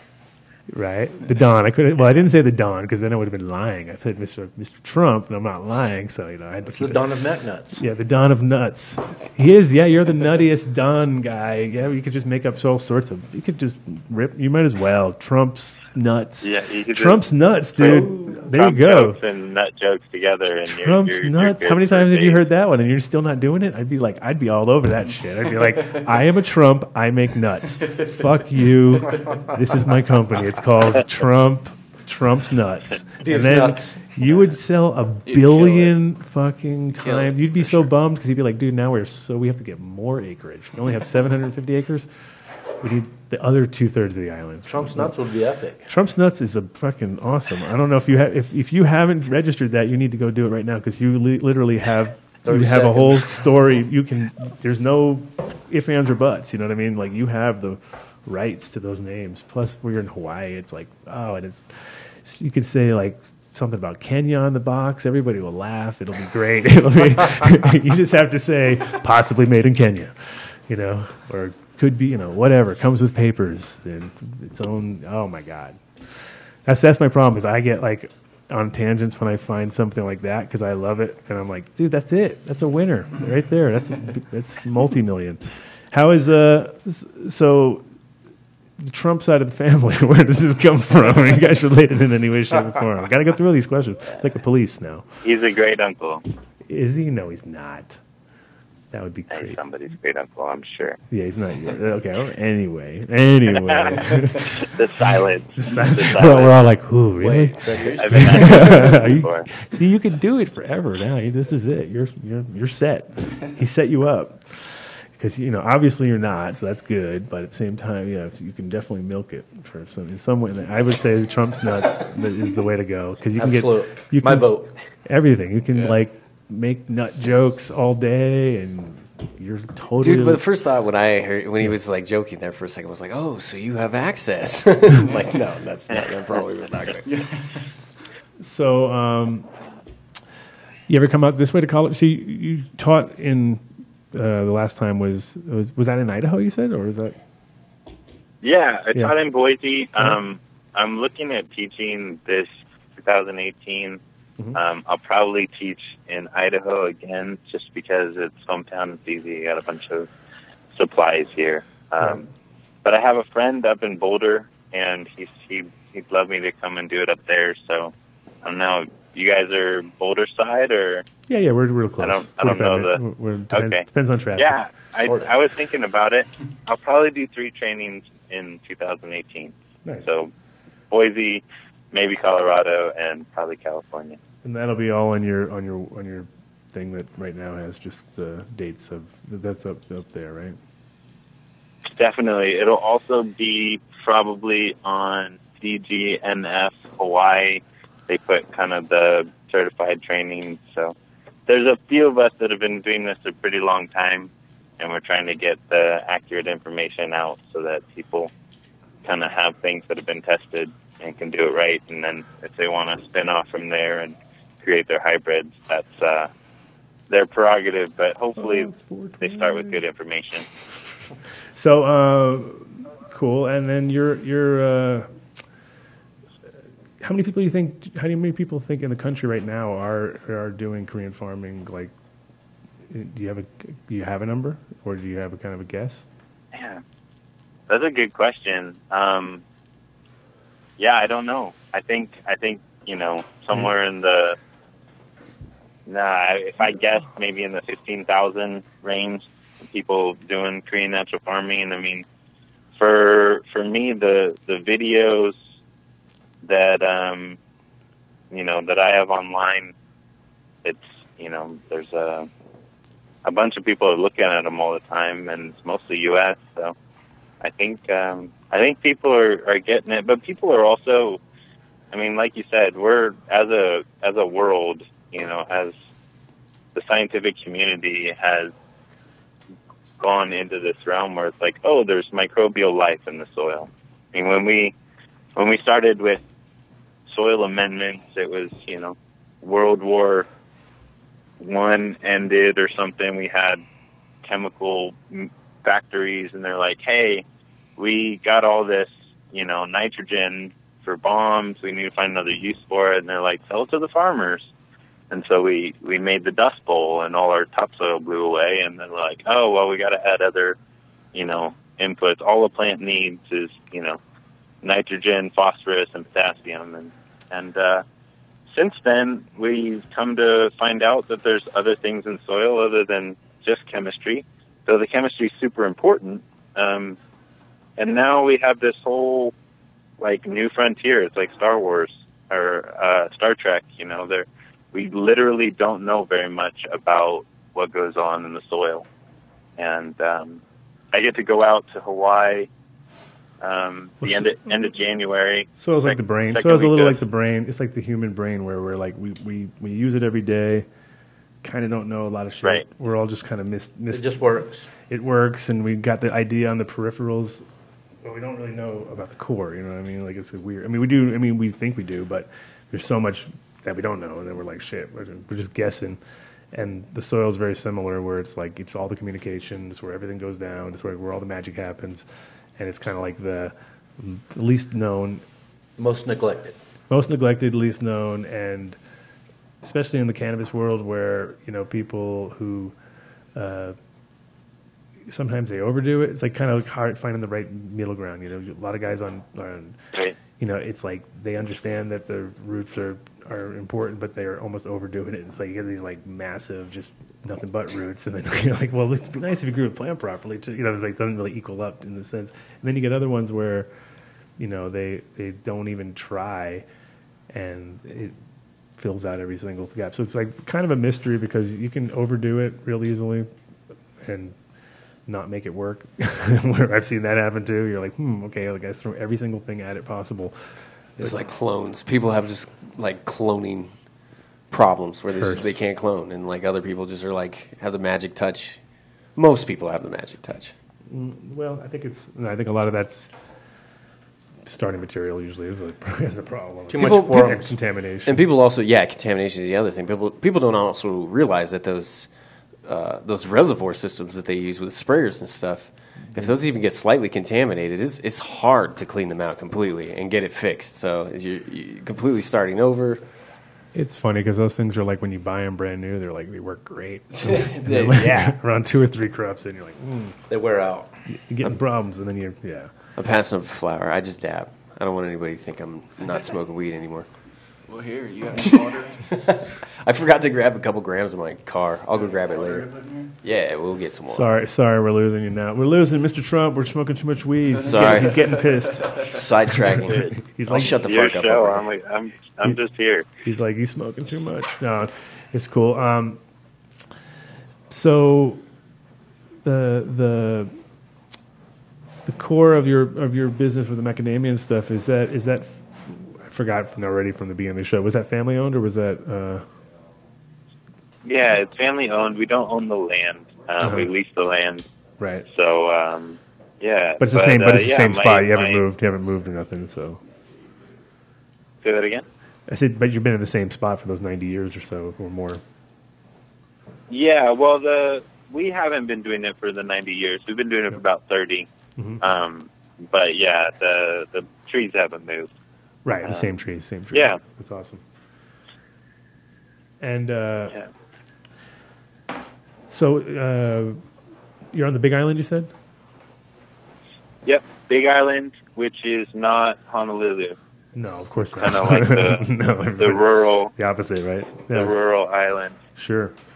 I have a friend who lives there who has he's an ayahuascarian, and so he has a piece of jungle there, and literally that's his garden, and it's one of those deals where everything he needs is in that quarter-mile chunk of land that he has, and you would never know if you were standing there because you'd be like, okay, so where is this garden you were talking about, and he's like, it's like, those are the vines I need over there, and here's the piece I need over here, and it's just like beautiful piece of land and super special. So I'm sure just to experience that and to be able to, because the thing is we're also weed orientated. We have a hard time looking past like if it ain't weed, we're like, whatever. But at a certain point, we get tired of that, and we all figure out, like, hey, holy shit, there's so many other cool plants out there. And then when we're on holiday or we're in some place like that where we're just like, oh, my God. But to live there and to grow up there, it must be super cool to, well, it must be kind of sad, too, also to see, like, the limiting factors that you're not even, you're not seeing new places open up. I'm sure you're seeing a lot of places get lost along the way. The changes, yeah, it's changing, but it is special. It's special to see the food, and I mean, I remember being in, looking over the valleys, and like I could just like check out of the system and go live in this valley, and it would work, and then I came out of that trip and, was like, oh, yeah, that wouldn't be super fun. But, no, people do. People take an acre of land and they can literally – and people do that all over the world. It's not just like – I was in Cambodia helping some people. They asked me to come out just last month, and like, they can do it on their land. Like, they have, milk and chickens, and it's pretty cool. And so, yeah, I mean, you guys are, there's a industry growing medicine and but we can also, food can be medicine too, kind of more on the preventative side, and sure. It's health insurance. It's health insurance, the good food. And that's the thing, like I was saying, having a kid makes you rethink all those things. So like my kid is like lucky enough to at least have guys who are like looking out for him enough that everything's organic if we can, 90% of the time, 99 if we can. But like leave him with grandma, and it's like, oh my God, like what have you done? Giving him nerds, like he's gonna go fucking nuts now. Like sure enough, he's off the fucking wall. But in general, food is your preventative is your sort of like preventative / health insurance. Like if you're not putting money towards that, might as well put it towards a lot of good food. And if you can grow it yourself, it's even nicer. Like 90% of what you spend seems like it's on food. It is rent and food. Food all day, all day with me. I literally go because it just sucks when you're like I gotta get this one thing, and then by the time you leave, you're like, dude, I just spent like $60 on the one thing. You were talking about how like restaurants, if you eat out, you just throw it out the window, but that's not necessarily completely. That's not true across the board anymore. Well, even here in Denver, work hard. You have to pay more for it. That's what sucks. Is like food at a restaurant level is getting way more expensive across the board. Yeah, but everything's stuck with your friends, and you're not going to go. They're not going to go to the only cool spot in town that actually. There's a bunch of places that are like farm sourced and etc. That don't mean nothing. I don't trust any of that shit. They'll be like farm to table, unless it's my farm and my kitchen. It's pretty hard to. If Adam's picking, he is super picky about the place he goes to. He's super picky about the place he goes to, but he will go to a lot of other places. Yeah. Let's just say that. I'll deal with it. So, I'm gonna. I was gonna. Nerdy bit about your crop. One of the things that Elaine helped me kind of wrap my head around was just the different microbial ratio needs of plants. And cannabis is in the kind of bush, closer to bush to tree. That's why I said it'd be cool to, plan your soil with, a bush cover crop kind of thing. But so it likes a fungal ratio of 10-to-1 to 30-to-1. So one of the things, if you're trying to do this microbial life kind of grow and not just kind of nutritional inputs, getting a basic microbial soil test is something you can do to kind of see where you're at as far as ratios go of fungal to bacterial. And cannabis likes something in somewhere around like a bush plant to a tree to be super healthy. So 10 to 30 to 1? Yeah, so 10-to-1 being the lower amount of fungus to bacteria, 10 being a fungal biomass, 1 being a bacterial biomass. Whereas like a lettuce might like a 1-to-1. Cannabis is more in the 10-to-1 to upward to 30-to-1, liking more of that kind of fungal life as far as the overall content of your soil. Yeah, and it's it's also like we were saying before. It's like a waste to use it when it's not being active and you're not, you can't control it flowing down the drain, helping downstream somewhere. But used at the right times, it's like all this stuff. And that's the thing about growing. I think it's a lot like cooking, where everything's about timing. And if you've got good timing, you somehow manage to pull out a good product. And when we in our world, and depending on, 30-year-old trees and older definitely have pretty damn well established roots at that point, I'm sure. And how are you? Do you ever have any kind of like viruses, like big crazy viruses out there, about blights or anything, or bugs or things that just ruin? Yeah, we have.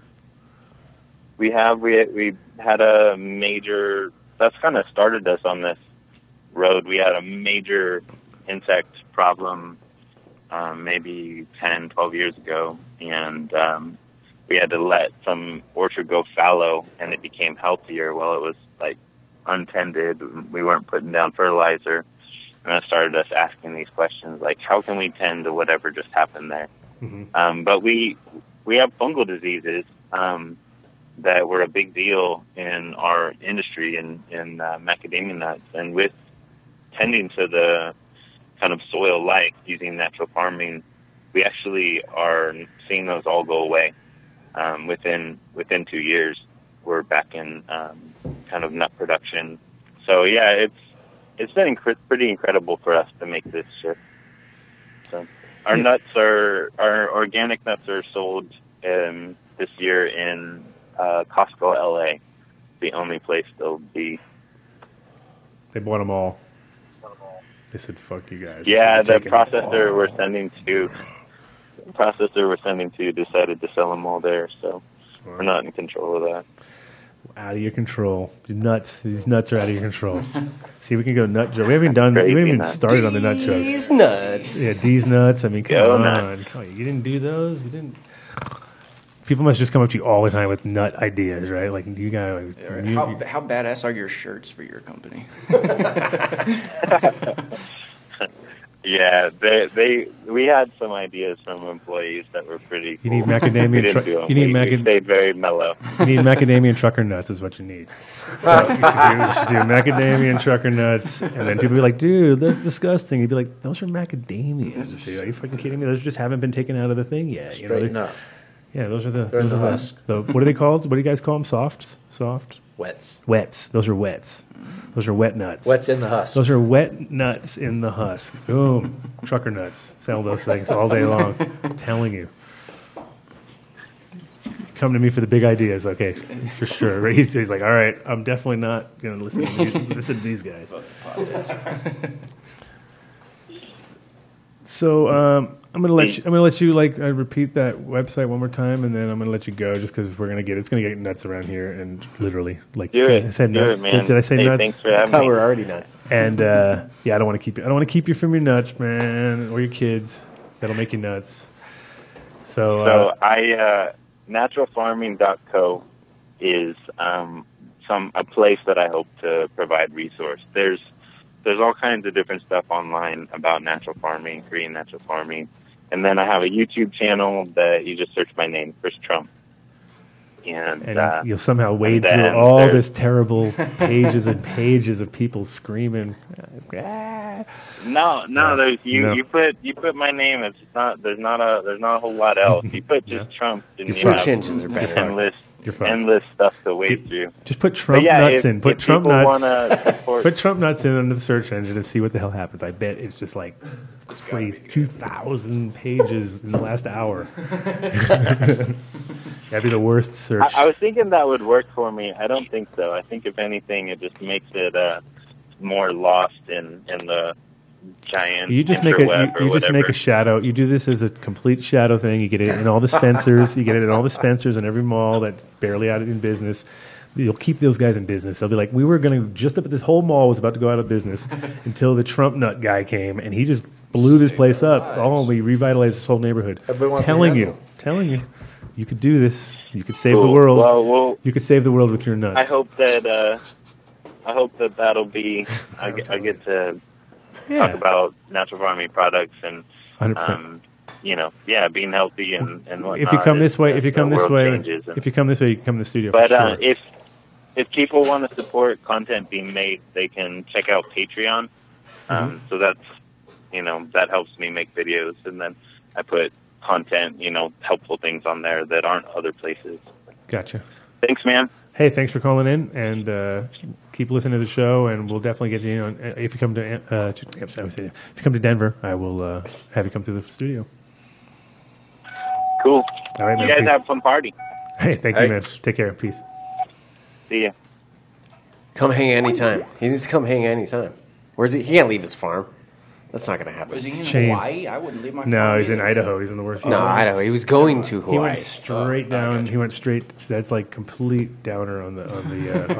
It's gonna be running like womp womp. Sorry. But it's learning. It's good for it's definitely good for the learning, and it's not like he stopped his 750 acre fucking macadamia place. That's huge, and you can't get someone like that away from a farm for very long. They're not taking very long vacations. he's registering Trump's nuts right now. I'm telling you, he should be. Please do it. Trump's nuts. That's all you do. Dude. It's so perfect. I couldn't even imagine. Anyway, it was The trucker nuts was a good idea too. That could be maybe sold as a product too from your macadamia and trucker nuts. Yeah, dude, you can sell that from like a front shop anywhere. Come on, oh man! Get a sales guy to drive down the highway, sell it in every corner store in the state. You'd be good, man. You have to be. It's only Hawaii, this, right? So it's not a. You have to get a shirt with the the sack of nuts. I'm so high right now. I don't know where we're talking about. I'm just talking about ideas here, okay? Which are not good. Welcome to the real nut show, the peanut hour, the peanut court. Well, he's actually all right. He's good. You two guys have to prove yourselves. This guy's already on his way down fast, so Drew hasn't really had a chance to. Drew's good. He hasn't had a chance to fuck up yet, but he won't. No, we want input here. Oddly enough, it just all fell together as the show always does, except for you. You had nothing to do with this show. This was not part of the falling in. These two guys. I did just fall in. These two guys just happened to just coincidentally. I just invited them both here, and now I'm finding out that they're both using the same product that I'm here to talk about him with, which is going to just completely make the other part of the show seem to go off the rails because you're like, wait a minute, when you guys were just talking about you guys are just totally organic and everything was great, life was good, Not and anymore. then these two guys rolled in. Wait, Drew's using the same thing too? Yeah. Boom, boom. Oh, I get it. Okay, I get it. Sorry. You're not using nothing. All right, I'm just here to Be a jerk. No. You can kick me out anytime. I'll be just standing over here. Yeah. I'm high. That's all right. That's cool. You're the punching bag. We finally got the kid back. No. Yes, you're the kid. You're the new kid. I never understood we the won't kid. dig into that now, but What? I don't even know where the kid. I don't know that story. Oh, the kid's gone. He's back in Philly. Oh, okay. He He's just went back to Philly. He's got a whole. They're All all right. opening up there. He's running things over there. So Gotcha. anyway, yeah, some disturbance in the force out there, isn't there? Seems like these last few days. So it's been cray. Can't even get into it. What are you Can't get talking into it. about? I don't know. Just weird. I don't even know. I thought you were talking about weird the. stuff. What were you talking about? I thought you were This is like talking about the information federal situation at Oh, first. my God. We're Because not you sitting- said disturbance in the force the past couple of days. Fuck so that that's guy. all I know That guy's about. a piece of shit. Yeah, fuck that. Yeah, All right. he's not that guy. Well, there may be multiple I'm just pieces of talking about shit in just- this situation with the federal level. Oh my God! It's gonna be up Don't to- get me going. All right, we Don't- won't start. Don't get Let's- me going. That's your news hour. We can get to that. How's if your you show want going? later. How'd your show go? It's going great. I just haven't had a show here. The last week was New Year's, and then the week. What? You didn't work? Well, Christmas and New Year's. What and did we then do? We worked, right? My We worked there. laptop. We didn't stop. This guy over here probably understands. And we that stopped. We do sometimes stop, but we didn't stop this time. We said, If you "Fuck produce a show or you produce anything multimedia, you know how much of a pain in the ass it is to work on outdated things. So keeping even a show out bi-weekly, which I've tried to do here recently, John Doe that." You Radio. can't do it though because you fuck up. You got to just do it every week. So you do. have to do it. It's like the alarm That's clock. why I went out and bought a new computer. It's like telling yourself you're going to wake up every other day with an alarm clock. And you're For like, sure, it is. You're just going to lose the rhythm. But if you do it You've every done day, a good job doing that yourself, dude. So I Wow. went and got a new computer, and I should saw have that Sunday. Look at ours. Ours is crap. I know you always make it. Bada You bing. always seem to make it work with Bada bing. magic. Like it just gypsy weed magic. That's it. Adam snaps his fingers and things just kind of. No, well, see, do you think if you were? no. No, we won't get There's into no that. snapping Fine. fingers. Never mind. It's a karma thing. I wish I could, but we get it The done. hard work around people around We you. get it done. People complain. We get complaints every so often, but usually we get complaints that people just are finally fed up with something, and I'm like, why don't you just tell me like? You need to move this shit to YouTube though. Yeah, that was the next move. But the problem is that this is okay, Or let me- Twitch. let Twitch me- is doing this now. Let's create a channel on Twitch, a weed channel. Let me explain the problem with YouTube to everybody, and the reason why we are not just jumping on YouTube's cock, because YouTube is owned by Google. Google do own everything you fucking make, and I don't really feel like making stuff for somebody with fine print. And even though, because I'm doing it weekly, I'm figuring like I'm taking sponsors. I'm doing it weekly. They were all on my ass last time because I had sponsors, and I was like, "What the fuck? You guys were going to pay me 4 cents for every 5 million people who watch my video. That's not really going to pay the bills." And then I got a 45-cent check, and I was like, "All right, you see, it's exactly what I'm talking about. Like a 45-cent check is not going to pay the bills." And they were like, "You can't have sponsors," and I was like, "Well, then fucking I'm off." And then they changed their thing, and now you're allowed to do that. So maybe we will, but the problem is that small print still says they own your shit. And You're just making excuses. They do not own your shit. They own the video that's on there. They do not own your shit. Damn, I just not your shit. Like Like they don't own your put my thumb on personality the email. and your fucking Like a name and all that. jackass. But they do own your content in some way, shape, or form. And they're all I don't know. I feel like right now they're already up all your asses. So I'm kind of like feeling like I can be a little bit off. Whatever. Until tomorrow. And then tomorrow I'll be like, yeah, right. Well, guess what? We're on YouTube now. Well, we have a YouTube channel, and we're not there. It's just Just think, it'll be Time Life selection where they, once a week send you the $5 DVD of this week's Adam Dunn show, and it'll be part of $5 a week, everybody. This should be on Twitch right now. $5 a week. It's what you should be doing. Is definitely on Twitch. Nobody watches. So you can get partnered in Twitch, and then people can subscribe to you on Twitch, and you can split the money with Twitch, and then people can donate to a PayPal, and the community there is like it's a commerce community. Just give me Bitcoin. Rather you can than listen to YouTube. me forever, dude. You'll get trolled on one YouTube. Bitcoin, you can listen to me forever. Paid on Twitch. All right, whatever. That's my new Fuck deal. it. Anyway, check out the That's John my Doe new Radio deal. Show. My new deal. JohnDoeRad.io. Yeah. So I'll have video. I'm going to try and do videos and stuff, and we'll try and work with Adam more here. I got to interview people. And He's I already can't do taken that. up all my parking spots outside because No, I'm not. this is his parking lot. This is my parking lot, bro. Yeah, I see you. I see you up here. I can see everything that goes down. Lot well before It's that broadcasting bus that takes up all the space. Her parking lot well before. I don't know. I don't know if it was ever officially her parking lot. If I start claiming anything, I get yelled at. So yeah, you're in trouble. So no, but you guys are both using the same food, so that was cool. I was like, well, that's good. We have a subject now. We already had the subject, but now you're even like going to give us some more testimony. Okay, because here's the deal. One bottle scares the fuck out of everybody. Two bottles even. Okay, it still scares the fuck out of people because they're like, all right, what's going on? How do they make it all work? What's the deal? How do you can't put so many things in the same thing or else something's But you can. That's the thing. Exactly. So I want to hear if you feel like doing it, and if you know, and if you want to convey to the people the science behind the reality of being able to mix, because normally the biggest thing is obviously you're trying to separate your main components so you don't have any fucking fallout. And now you got something and even when I used one of my previous sponsors, Veg and Bloom, I still had issues in my brain about just doing it because it was too much in one thing, and there was physical fallout because the stuff was granulated, and I had to like kind of work it extra hard and sit there and double check and dissolve it better. It wasn't like as easy as just throwing it in. Boop, boop, boop. I didn't trust it, and it didn't prove to be weird for me. So, how do you guys do it? Magic? No, there's really no magic to it. The technology is just right now that very little maintenance. It performs like a 30-year veteran. There's almost nothing compared that's running at this level right now.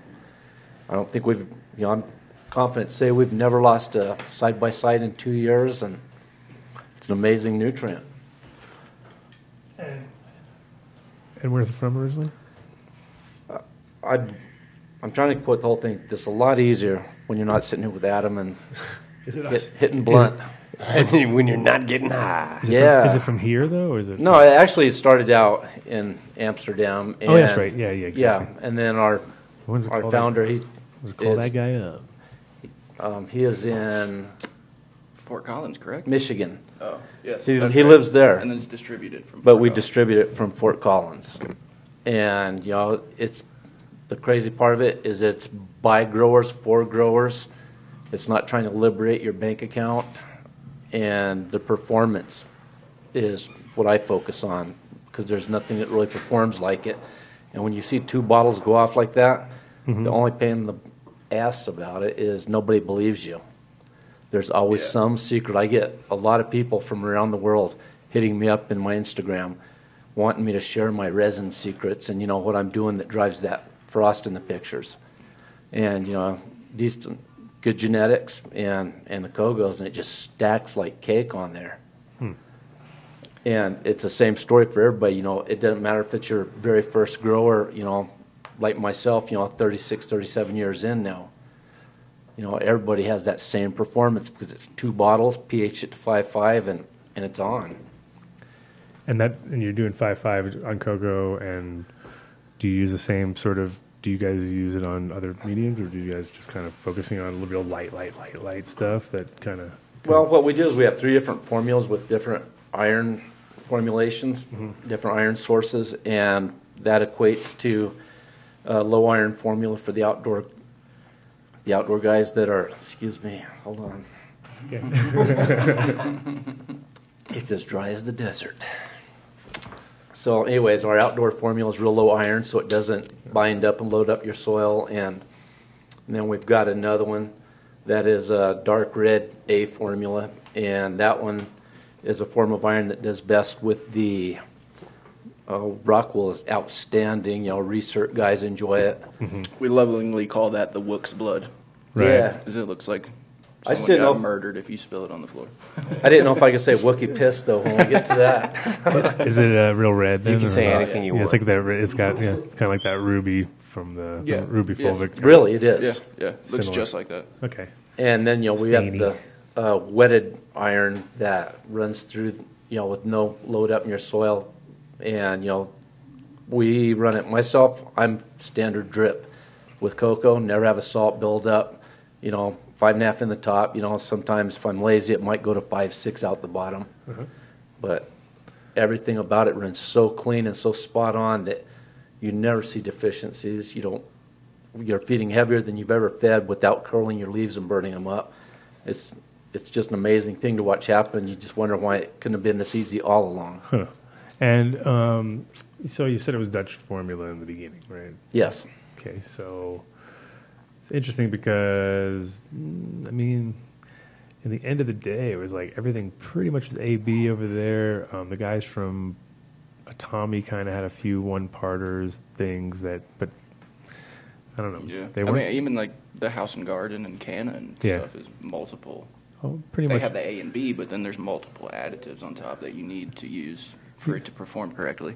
Your cost per gallon doesn't work out very well for the grower on that one either. No, for sure. They're and crazy. that's what it must be the real kind of like head spinner for a lot of guys. You're like, wait a minute, so I'm just gonna eliminate all of that, just do that. Do you do microbial besides just mycorrhizal in the beginning? Or No, we don't. We keep the system clean. Our barrels never develop a biofilm. You don't have any type of fallout in the bottom. So you start with a clean barrel, you finish your cycle with a clean barrel. It's crazy. We've done ebb and flow with Kogos and not had to change a reservoir for like 2 weeks, and it's still crystal clear. You can see the bottom. There's absolutely no buildup on the walls of the reservoirs. Never at all. murky. It's ridiculous. That's because I actually got barrels where the shit just is literally like levels of different gets in there, and you're like sometimes it's just that in a way like I always have kind of liked foamy shit though, like for sure sea green or something like that. You throw a little bit in there and you're like, oh my fucking god, what is happening right now? It looks like washing machine gone nuts or something. Your whole fucking place is filled, but still felt like something was happening, but it's definitely not good for cleaning up. Very hard. And we're using coca right now, and you should see some of the mycelium colonies that are growing in the cocoa using this Kogos. It's crazy. I get mushrooms out the bottom of the pot, growing on top of the cocoa, and I've never had mushrooms grow on cocoa until I started using Kogos. And you're not putting anything else in there that's organic in it? No. Well, I might be, but I'm not going to tell you about it. Well, I mean, at this There's point, other things you put in there. For at sure, that point, right? I'm just using a little bit of Azos. Uh-huh. Basically, yeah. Yeah, and I mean, simplicity works in a lot. And Especially on a commercial when you're doing scale. repetitively the same thing over and over and over again, it's like, what? Yeah, 2 less steps, huge. You know what I mean? 3 less steps, even more. And if they're multiplying it by how many days a year you're doing it, and times per day, and all that. You're like, it turns into thousands. You know what I mean? You're like, oh fuck, if I would do that, like 3,000 less things a week, that's pretty good. You know what I mean? You know, the first time that you see like a mushroom pop up from whatever, I used cocoa a lot, so I've seen this a few times. But the first time you see this, if you're really interested in what you're doing, you really care, it throws you off, man. It's like, what the fuck is going on here? Is it good? If Is you it don't bad? know, I mean, you don't want mushrooms to be thrown off at all. I mean, that's not. If you're getting a mushroom because the mycelium has reached the surface and its light is hitting and it's flowering. Right. So you don't necessarily want that to happen. You're not getting the effectiveness, and then there's problems with rotting, etc., that you're going to run into. So, but it's crazy when it does happen. It's exciting and gets you into maybe thinking about, hey, maybe I can grow mushrooms.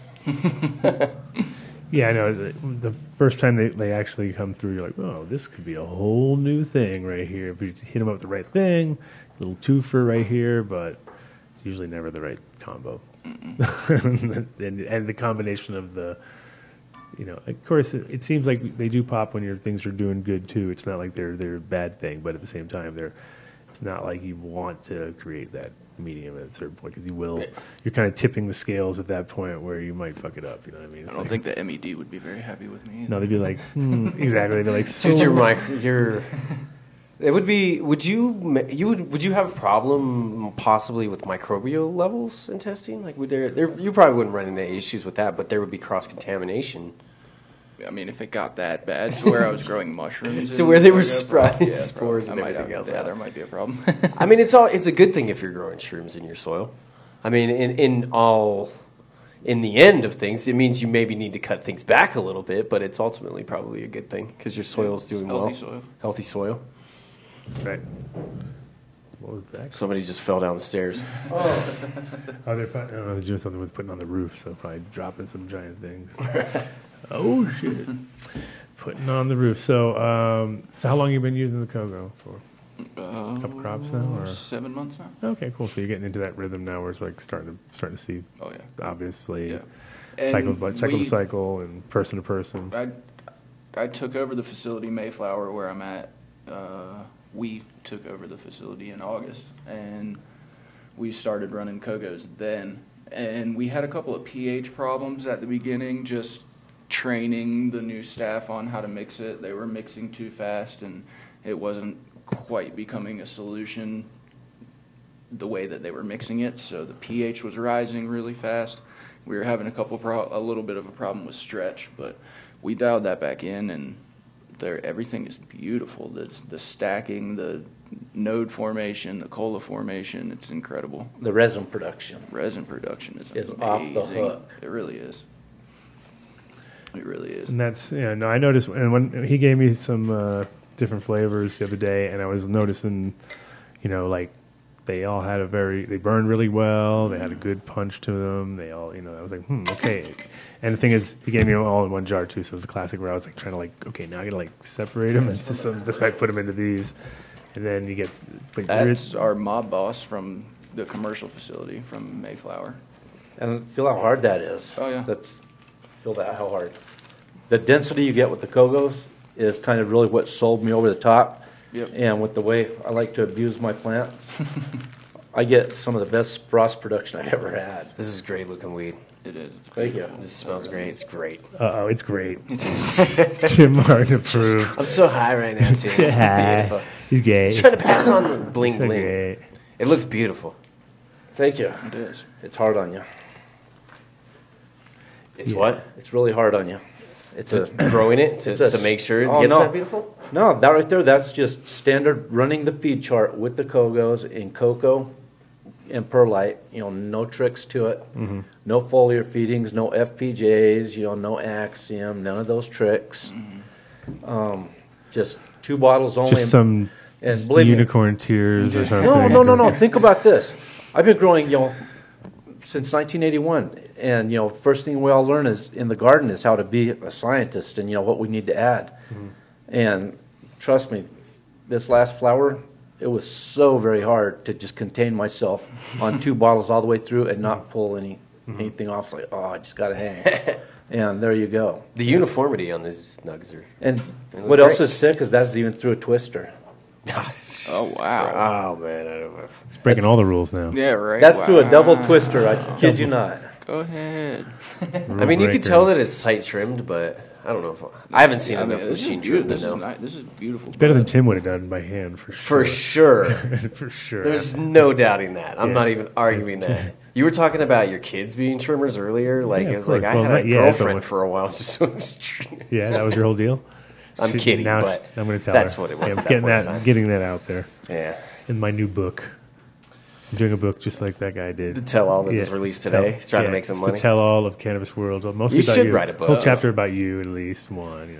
I should get a chapter at some point. I can't believe there hasn't been one yet. Called How He Rode the Hood. There's just... even not about that, but just about the industry in general. I'm surprised. You should write a book, dude. No, I'm not. Definitely not. Why? Not a people tell. I'll do something down the road, but I'm not going to do a tell-all. That's for sure. You should do a book, though. Yeah. Light memoirs. I'm not talking about tell-all. Mostly just do a about book. You. Again, mostly about you. Don't do another grow book. How to grow. I mean, if you I wanted to do a coloring book a long time ago. I was like, I should do like an ABC coloring book and it'd be like ABC, grow, blah, blah, blah, done. I did it. I made a book. Shut the fuck up. Published author. Published, done, deal. Wait, so you do have a coloring book out there? No, I said I wanted to do it. All right. I thought you said you didn't. No, all right. No. Because if you had a finished product, we could work on getting this published here. Yeah, exactly. No, just another one of those half-ass projects I just sort of started and went. Just a book of your life stories, dude. Yeah. Maybe. Just listen to the show. It's easier. Someone else should do it. They should listen to the show. Someone else do. See, that's the problem. That's the problem here, Adam. If we are going to do it, turn it into a movie or something. Come back to me. You need a ghostwriter that sits here on the show. I actually talked to a ghostwriter. It was pretty interesting. It was like, okay, I could do this, but she was way too much money. It was like one of those deals where it would cost me like a bunch of cash, and so I was like, nah. But it would be too hard to hang. But it was pretty funny. You seen that Bossman Jack show yet? The horse? I know what you're talking about, yeah. It's kind of funny because I watched that show, and it's like he's like a washed-up fucking horse actor or whatever, and the chick that was doing his ghostwriting for him is like a clone of the girl that was going to do the ghostwriting for me. I was like, oh my god, that is the quintessential ghostwriter? It's like a little Asian chick, and she's kind of like this, and then quiet. Then he ends up banging her, of course, because he's a horse. Of course. Of course. Yeah, why not? Yeah, it's a pretty good show, actually. It's one of those ones where you feel like you don't want to watch that first, and then after the first, or if you binge it like for like 4 or 5 episodes, and then you get into the rhythm, you're like, oh my god, this is getting kind of weird now. There's a couple of them, like that Big Mouth. I watched that. Horseman, Jackman, whatever. Yeah, exactly. Yeah. Exactly. That's good shit. I think Netflix is just throwing things at the wall and seeing what sticks at this point. Well, they're doing like 110 different fucking music. They have 80-something movies coming out next year. And then like 100-something comedians, and you're just like, all right, every day. But sidetracked. Giving people chances. That's what we do around here. I know. We're the sidetrack kings. We're not going to sit around here and go, no, on the news, Jeff Sessions is a total dick, and we know it. And then we're going to keep talking about that. We could talk about that for a long time. Exactly. But we're really not. Why waste our energy on that fucking shriveled up little fucking Keebler elf? He's a piece of shit. Discuss amongst yourselves. Exactly. Dude, speaking of this, the other day, what was it that you had? You were on a podcast. Oh, the podcast. The podcast. Yeah, he's the original. Yeah. Oh. What story you're going to? And goddamn, you were savage. Son of a bitch. I for a second, I was sliced when I heard when you talked about when you went into the story about the original, how this all started and stuff, and really. I mean, and I talked about you, of course. I think the idea was like originally. I did. I think the idea was originally CD Wednesday was your idea, and Scott had parts to do with it too. Yeah. So and then the other stuff, not one single thing that you said, and it was untrue. It was real, right? No, it was real though. But you were savage. I was savage, of course. Well, I had to. I had to embellish and make my story sound exciting for my memoirs, dude. How am I gonna? How is someone else? How is someone else? You could have been a little bit kinder to me. That side of things. Like, how is someone gonna listen to my crap when I'm like too lazy to fucking talk to them, and then they're gonna have to write something? They're gonna be like, and then Tim Martin was the beginning of everything. So now you're gonna be like, no, that's not what it was at all. You brought me, which I appreciate. You give credit. No, I just say that you created a gap. I filled it, and there you go. And now there was like the gap that I created in the story in between that. Yeah, it was a little bit like this, a little grippy. Yeah. You put it in pretty short, but the most savage terms that are possible. I was in a zone, dude. I was in a zone. No, you're cool. I like was a little bit caught off guard at first. You're like, holy shit, he's talking about me. I got a now. message from someone. Somebody messaged me and they were like, dude, Adam is really not very nice to you on this podcast. Oh man! Oh man! Like, did you cry? Is that why you're here? Just no, to fight him about? He is. He's on that ramp now. He's like, I heard you have some mocktails. I heard you have mocktails, and I'm going to go crazy. I would have talked to him outside. I'm just joking. Whatever, but I did listen to it, and when it came to that, it was such a howling laughter. Like Kim was like, "What's going on?" And I'm like, "Oh my god, you got to listen to this." Anyway, it was on a podcast when you were on it, so yeah, check it out. It was good. It was a good interview. It was a great interview. It was like one of your classic interviews that you do with someone that's a long form interview that's trying to dig stuff out of you. I thought it was great. Yeah, because then I was like, "Shit, it's 3 hours, dude. I got to stop." Oh, all right, we're stopping. It's like, but he's like one of those guys who just he says one thing and then you're like, yeah, you get all uncomfortable. You have to just keep going.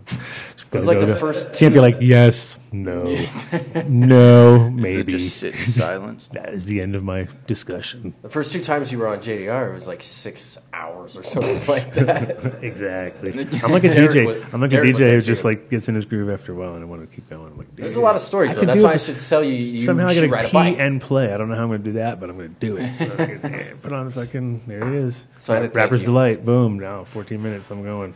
Thanks. That's it. So long story short, thanks for that. That's how it was taking your classes too. Thanks for that, Tim. Well, thanks for the start in the industry. That was it. I mean, thanks for making me who I am. I hope to connect with a few bridges. You did. And, that was funny though. You showed me that anybody can do it. That's what you showed me. That's what basically it came down to. It's a classic. That hurts. Speaking of which, Kogo, anybody can do that. So that's it. 2 bottles, easy, boom, bang, bang. So 1 bottle's for grow, 1 bottle's for flower.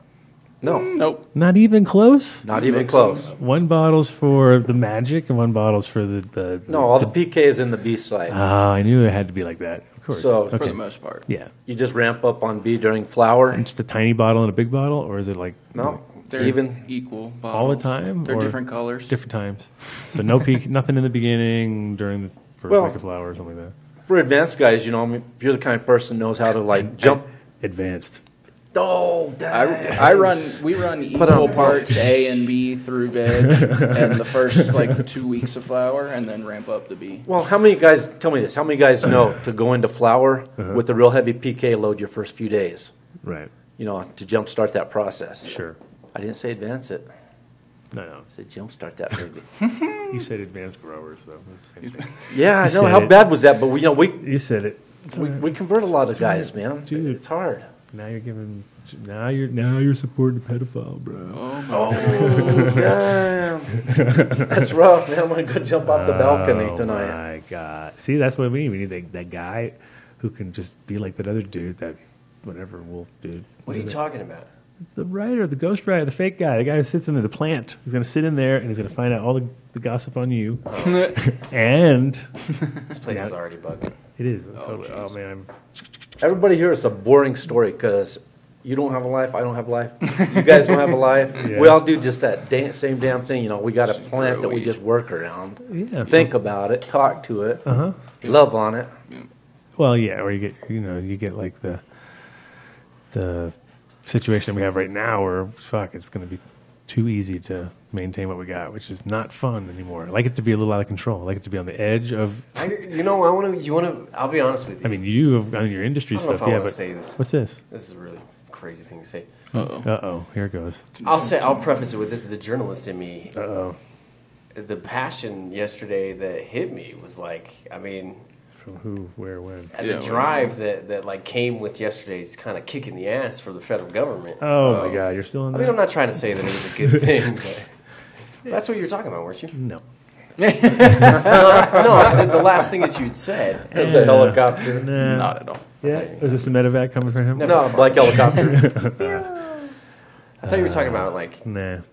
Now I forgot. You see, you fucked everything up as usual. As usual. No, we were just going towards, you stack the B in flour. Oh yeah, And you ramp up towards the end. How did you get to that? That's what we were talking about before we got to that of where. No, But see how I looped back to it. You're looped. You got a loop button. Looper. Loopers. Ooh. Not to be a Denver looper. You go to jail for that in Denver. You're a looper now. You're one of those guys. I got you, Tim Looper Martin. I was thinking today how much that Looper bus really needs to change their name now. I know. That is tainted now. I didn't even think of that. That is super There's a bus tainted. here in Denver. That It's is called Looper, Loopr, and you can buy a ticket and then it picks you up at a dispensary and you can ride around and smoke weed. Takes you to every Sweet Leaf dispensary. For optimum purchases. Not anymore. That's true. It is the Sweet Leaf Looper bus now. So I dropped off a delivery today, and a guy was turning in an application for Sweet Leaf at one of the locations I was at. Oh, wow. Yeah. I didn't know what to say to him. No. Good luck. Sorry, buddy. Yeah, dude. You want to It's a move up shitty that? You want to situation. move up the ranks there quick. Get past that. I think there's danger room for zone. advancement there now. The danger zone. The danger zone. So back to fertilizer and PKs. Oh, yeah. So you got one bottle that's your PK. So you're basically still kind of in the AB zone, but you change your. Do you do like advanced or not advanced? Should I say general hydro style where it's like a 1-to-1, 1-to-1.5, 1 to like that kind of ratio? Closest will be maybe like a Lucas type situation. Yeah. Explain. For people that don't know. Oh, okay. People are thinking Lucas is oil now. They're like, what? Kid, Well, that there kid was- with the oil in that movie? Butter My oil, God, yes. how the fuck do we do There's that? a very old established fertilizer company, Or and, Lucas oil, yeah. that's and another you use two of their products, and it's not the ones you would think. Mm-hmm. And you can create a good run all the way through on 2 bottles, and it's been generous to many people over the years. And, that's the joy of what we do is that, it's a 2-bottle formula only. And if you start trying to add other things in, you have to kind of back off of this because it's already complete in there. Mm-hmm. So you can waste your money if you want, but even if you're so hot, you're exactly right on your game. That's what you have to be to match these 2 bottles. Yeah, and I mean, if it takes the guesswork out of a lot of it, and like you were telling me some crazy EC numbers, like 3.8 and shit, like it's like double what you kind of normally tell people to max out at when you're like. That's true. What's your max EC you fed? We keep it pretty low, and I'm actually not even measuring ECs. I measure ppms. Okay, I'm both But ppm. my highest ppm, right, I'd never go over 1100. And see, I went crazy with this, just driving because, if I can't be a chemist, I want to be a scientist and at least study something. And this right here, the last 2 weeks, was ran at 4.3 EC. Which is rad. But the crazy part of it is I've got pictures of flowers. ppms, right?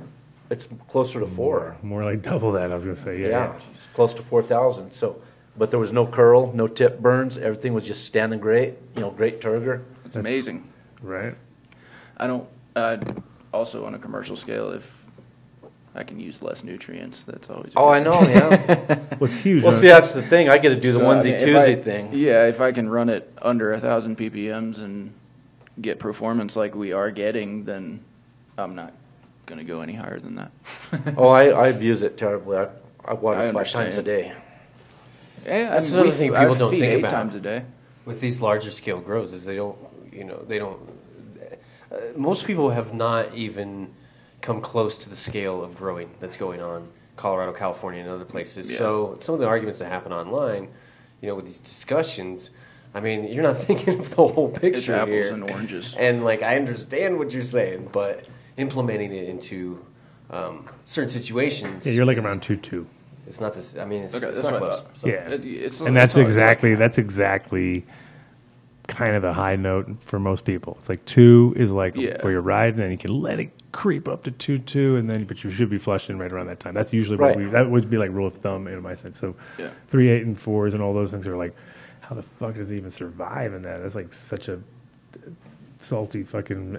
And it's a way. And again, I think depending on like if you guys did side by side and you came up with 5% more than him, and then it would just you'd have to figure out what the scale would be. And if it was big enough of a scale, you'd be like, okay, it is kind of worth 5% because 5% of a fucking 1,000 pounds is a decent amount. Whereas, but it's not. And if it's cheaper than the food, or you know, what I mean, it's like one of those deals where you're like, you can actually play that game. Can't do it on small scale, but on a large scale, the really biggest companies, they can usually pay around 13 cents a gallon to mix their newts. Yeah. I think we're right around 12. Got to come to the door then. See how can you beat that? Because when you're only spending. Yeah, if you're in the area, just come to the door. We can take care of it because some people doubled up and. We're talking about a tickets sold out event. Bro. So what? They sold out? Nice. Sold out, bro. Exclusive. Did you RSVP or you're not even allowed in? You're so not allowed in. Not even allowed in. I didn't either. Sorry, luckily you're in the building, so I can sneak you up. Oh snap! The ppm thing is awesome though on these because the way that this flower is structured and the way that you have it. I mean from what it looks like, it was just compacted and fed. But if you can keep it. I think with cocoa especially, if you can keep it fed, the plant's eating it, and it flushed very well, cocoa's really easy to keep up 5-day flush on top of that hot load. Yeah, because it's not like, you're running in dirt, and I compare it to like driving a Corvette rather than, a dump truck or something. It's easier to turn. You've driven both? Have you driven both? I haven't driven either. I don't know if I've driven a Corvette, but... Definitely a dump truck. Definitely. Well, no, maybe not. See, maybe neither. Maybe I don't know what I'm neither. talking Maybe you about have anymore. zero relevance to anything of you say. God, See, this guy's so easy, man. He's just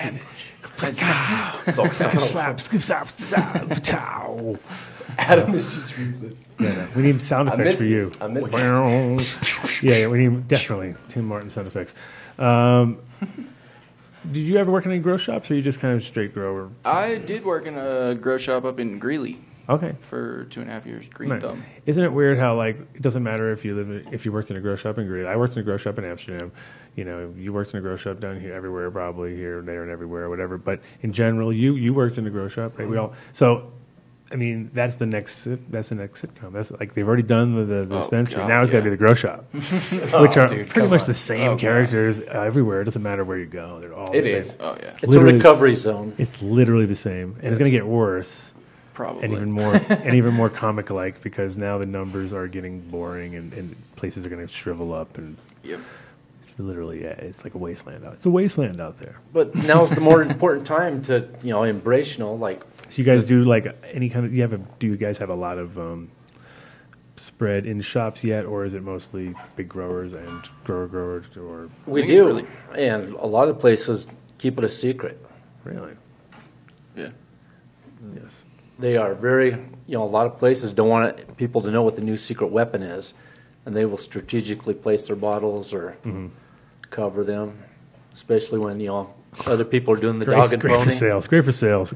Here, could you cover my shit up, please, and just not tell anybody? I'm telling you, if anytime I bring someone through the facility on a tour or something like that, we cover bottles. Oh, I can understand that. I'm just talking about in general, if you're in a store. People if you had a guy in the store go dude, I don't sell your shit. I just cover it up. When the guys come in, I cover it up. That doesn't really make sense. I guess that's what I was thinking. Okay, I understand. Yeah, definitely on tours, you put all the wrong names, and they're like, yeah, I got it now. Yep. People kill themselves looking around trying to find where you're hiding your stuff on the shelves. Like, what are those additives? What's going on here? And you guys, so for dosatrons and all that kind of shit, it just works. It's obviously super smooth and easy. There's not a lot of sediment around it. The only thing that it doesn't agree with is cold temperatures. If you get down near freezing, it will solidify in the bottom, but you can soak it in hot water. It'll remelt, get back right where it was. And would not drop out at that point either? Not really? No. That's what I had the biggest problem. I had the best between 65 and 72 degrees, I think. Yeah. I had back in the maybe I think around 95, 96, I was selling GH in Holland, and I was trying to introduce people to the whole concept of it and free bottles and this, and I had but I had the French. I didn't have Larry. I had a French guy who was his European distributor, and I was his the Dutch guy or whatever. And anyway, I paid for a direct shipment from America from Larry. of microbes and 50-gallon thing, and it got fucking frozen on the boat. and when it got to me, it was all like, I couldn't tell, because it already thawed out. And then everybody that I gave it to, and I only had these big, giant contracts with huge people, and wasn't selling it directly to anybody. Just like, you need big fucking thing, you need a big thing. So I was just keeping everybody happy, and everybody's crop failed. Oh, like everybody, and they were all big, and they were all like, ah. And that was like my fucking like introduction to the whole fertilizer world. And at that point, I was all like, I should probably get out of that. Like, it was just like it was. I wasn't really set up for it, and I was just. At first, everyone was loving me, and then that happened, and then I literally had guys come in and shaking, like plants that just tweaked out because they were like, looked kind of like Lester Grinspoon plants. Like all of a sudden, it was like, that's gotta be a terrible feeling too, because I know you did not want that to happen. No, of course, like and I hadn't even cracked into that myself, so I didn't know that was bad because I was still had my old shit and. I just basically was like keeping everybody happy, and it got it, delivered it, fucking unloaded it, gave it to all these guys, went to bed thinking I was, did the right thing. A couple days later, started getting phone calls and questions, and I should be fine. I don't know. Anyway, and then about 2 weeks later, it was like people just fucking got nuts, and by a month later, I was like, all right, this is a complete fuck up. I gotta go. It's really hard being the answer guy. Always worried. You're going to give somebody a bad advice that's going to kill his deal. It can happen, and I mean, it's also, people don't listen to the little devils in the details there, where it's like, they left the lights on and they sprayed all their plants, and then they wonder why they all shriveled up. It's like, it wasn't, it was complete user error at that point, but you feel bad because you probably didn't emphasize it enough. You could have emphasized it just a little harder. Maybe they would have picked up on it. It's one thing if it's a bad product. It's another thing if it's user error. I mean, I think they feel he's a pretty good line there. I mean, you can feel bad for him, whatever, but I mean, how can you wrong somebody that except for you, of course. Yeah, but how anybody but you. How can you replace a wrong in that type of situation with a bad product? It's grow destroys. Issues. It's grow issues. But in general, just working at grow shops, I always had that where, man, it was kind of like being a mechanic though too. You get home and you didn't even want to look at your room anymore. You're like, oh God, now I got to go to my room after dealing with their room. Like, God, you're helping all these people out, and sometimes you come home and you'd be like, glad I don't give my own self-advice because fuck, what the fuck? Because you're almost paying too much attention to them and absorbing all their issues. The cobbler's children have no shoes. And it is like, I think when I worked at Sensi at that time, my rooms were pretty bad, actually, just because I was never there. I was always at work. And I'd come home and I'd be like, oh, shit, my shit's out of whack. And, I mean? And I was like, what the fuck? Trying to figure it out. But I haven't fed anything in 10 days. And that was my learning curve, obviously, too. And I was trying to follow their system, and their system was weird. It didn't make any sense. It didn't have any drainage. It was like you just kept pouring it in, and it was hydrocorals with a water level meter, and it was just like, this is so bizarre. But they had this one polymer additive that you would throw in there that was like a little balls, little orange ball. It was called ion exchange. It was like an ion exchanging thing, and it was just little tiny balls, and you throw them in the bottom of the deal, and somehow magically it kept everything alive. And I was just like, all right, I'm not trying. Somehow things started to go off the rails, and then I just freaked out, and I drilled a hole in the bottom and drained it out and lost all that ion exchanger stuff, and then just started water from the top, and then didn't quite have my shit together. It was off, it was just like the classic, where I started like fucking with things, and I fucked it right up. So that's what you do. That's how you learn. It's the learning curve. Those were your beads. Ionic balls. Well, they still grew. They still grew actually pretty good. Like, it was actually not bad weed. It was just like, because it's weed. Yeah, but it was really weird. It was like one of those, like, no, you can't have no drainage. I think I was. I took some acid. I took some acid. I looked at my plants, and I was like, I gotta save them. I was like, they're dying. Look at them. They're dying. They're getting no oxygen. This isn't working. So yeah. So what's the product that you recommend? You're recommending that people go pick up specifically. Kogos. Kogos, A and B. Don't tell anybody. All right, cool. There are other additives. Like, don't tell any. No. Dude, you just fucked everybody. Why'd you ask everybody that? Additives, bacteria additives. But that's purely optional at that point. Yeah. Okay, cool. Awesome. Like, I have a pretty good amount of Microbe Life products, and they always hook me up. And That's good stuff. I do love that funk, and I kind of feel like if I don't have, like you were probably like you said the first time, you're like you're just looking at it like, come on, can't I just do something? Kind of like give him some, because you feel like it's like you definitely it's can. like giving your dog one bit of dog food for the rest of his life. You're like, that's it, dry dog food for the rest of your life. You get nothing else. Nope, nothing No living, treats. no treats ever. Nothing. And we all love to do that, and we think we're doing good. So with plants, it's like you kind of feel like you're doing it every time you do something. You hope you're adding a percentage point or a flavor point or something, but sometimes not. Sometimes it's just a big waste of money, and you probably figure that out and feel stupid after a while. Never. I mean, you guys were talking about the root zone when I first walked in and how that's the most important part of the plant, and I don't think using synthetics in any way changes that at all. I mean, the roots are still the most important part of the plant, and using a clean synthetic is different than using a dirty synthetic. These are in my pure opinion. elements. So you don't get salt, the urea base, any of that. This is just a No pure buildup. mineral. Yeah. People have this idea that natural, that the organic, 100% organic idea way is like the only healthy, the unnatural produced things can be Bad for you. Yeah, they're all bad for you. That they can be good for an idea. That's what I was trying to get to. I mean, it really depends on what your end goal is a lot of times. And for most growers, if their end goal is to have healthy, quick turnover plants for 100%, if it's about, compromised any kind of thing, they might steer away from it because some people just, there are examples out there that make the rule for sure, but and I think but the way I look at weed, I'm always like my philosophy is like, dude, we smoked so much bullshit over the years, like PGRs and fucking terrible stuff, like along the way that we wouldn't even comprehend, and nowadays people cry over like a room that got sprayed with mycobutanol like fucking 20 years ago.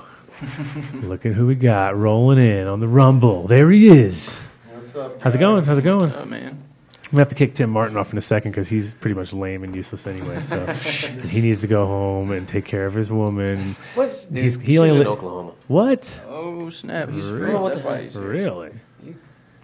I mean, you can kick me off. I will. Fucking couch. Look at that guy. He's way more important than you. You can already tell just by looking at him. He came in the room. He's like, "What the fuck? Where's my seat?" He's wearing a hoodlum. He's got a hoodlum on. It's already beating you down. Dude, I got the hoodlum on the ground. That's hoodlum like on the way too ground. hot. That's twice as bad. That's like a double. That's like a double problem. That thing gets worn in a lot of places. Yeah. Well, actually, I of might need your help, dude. I got a full sold out thing going on. Sold out. With what?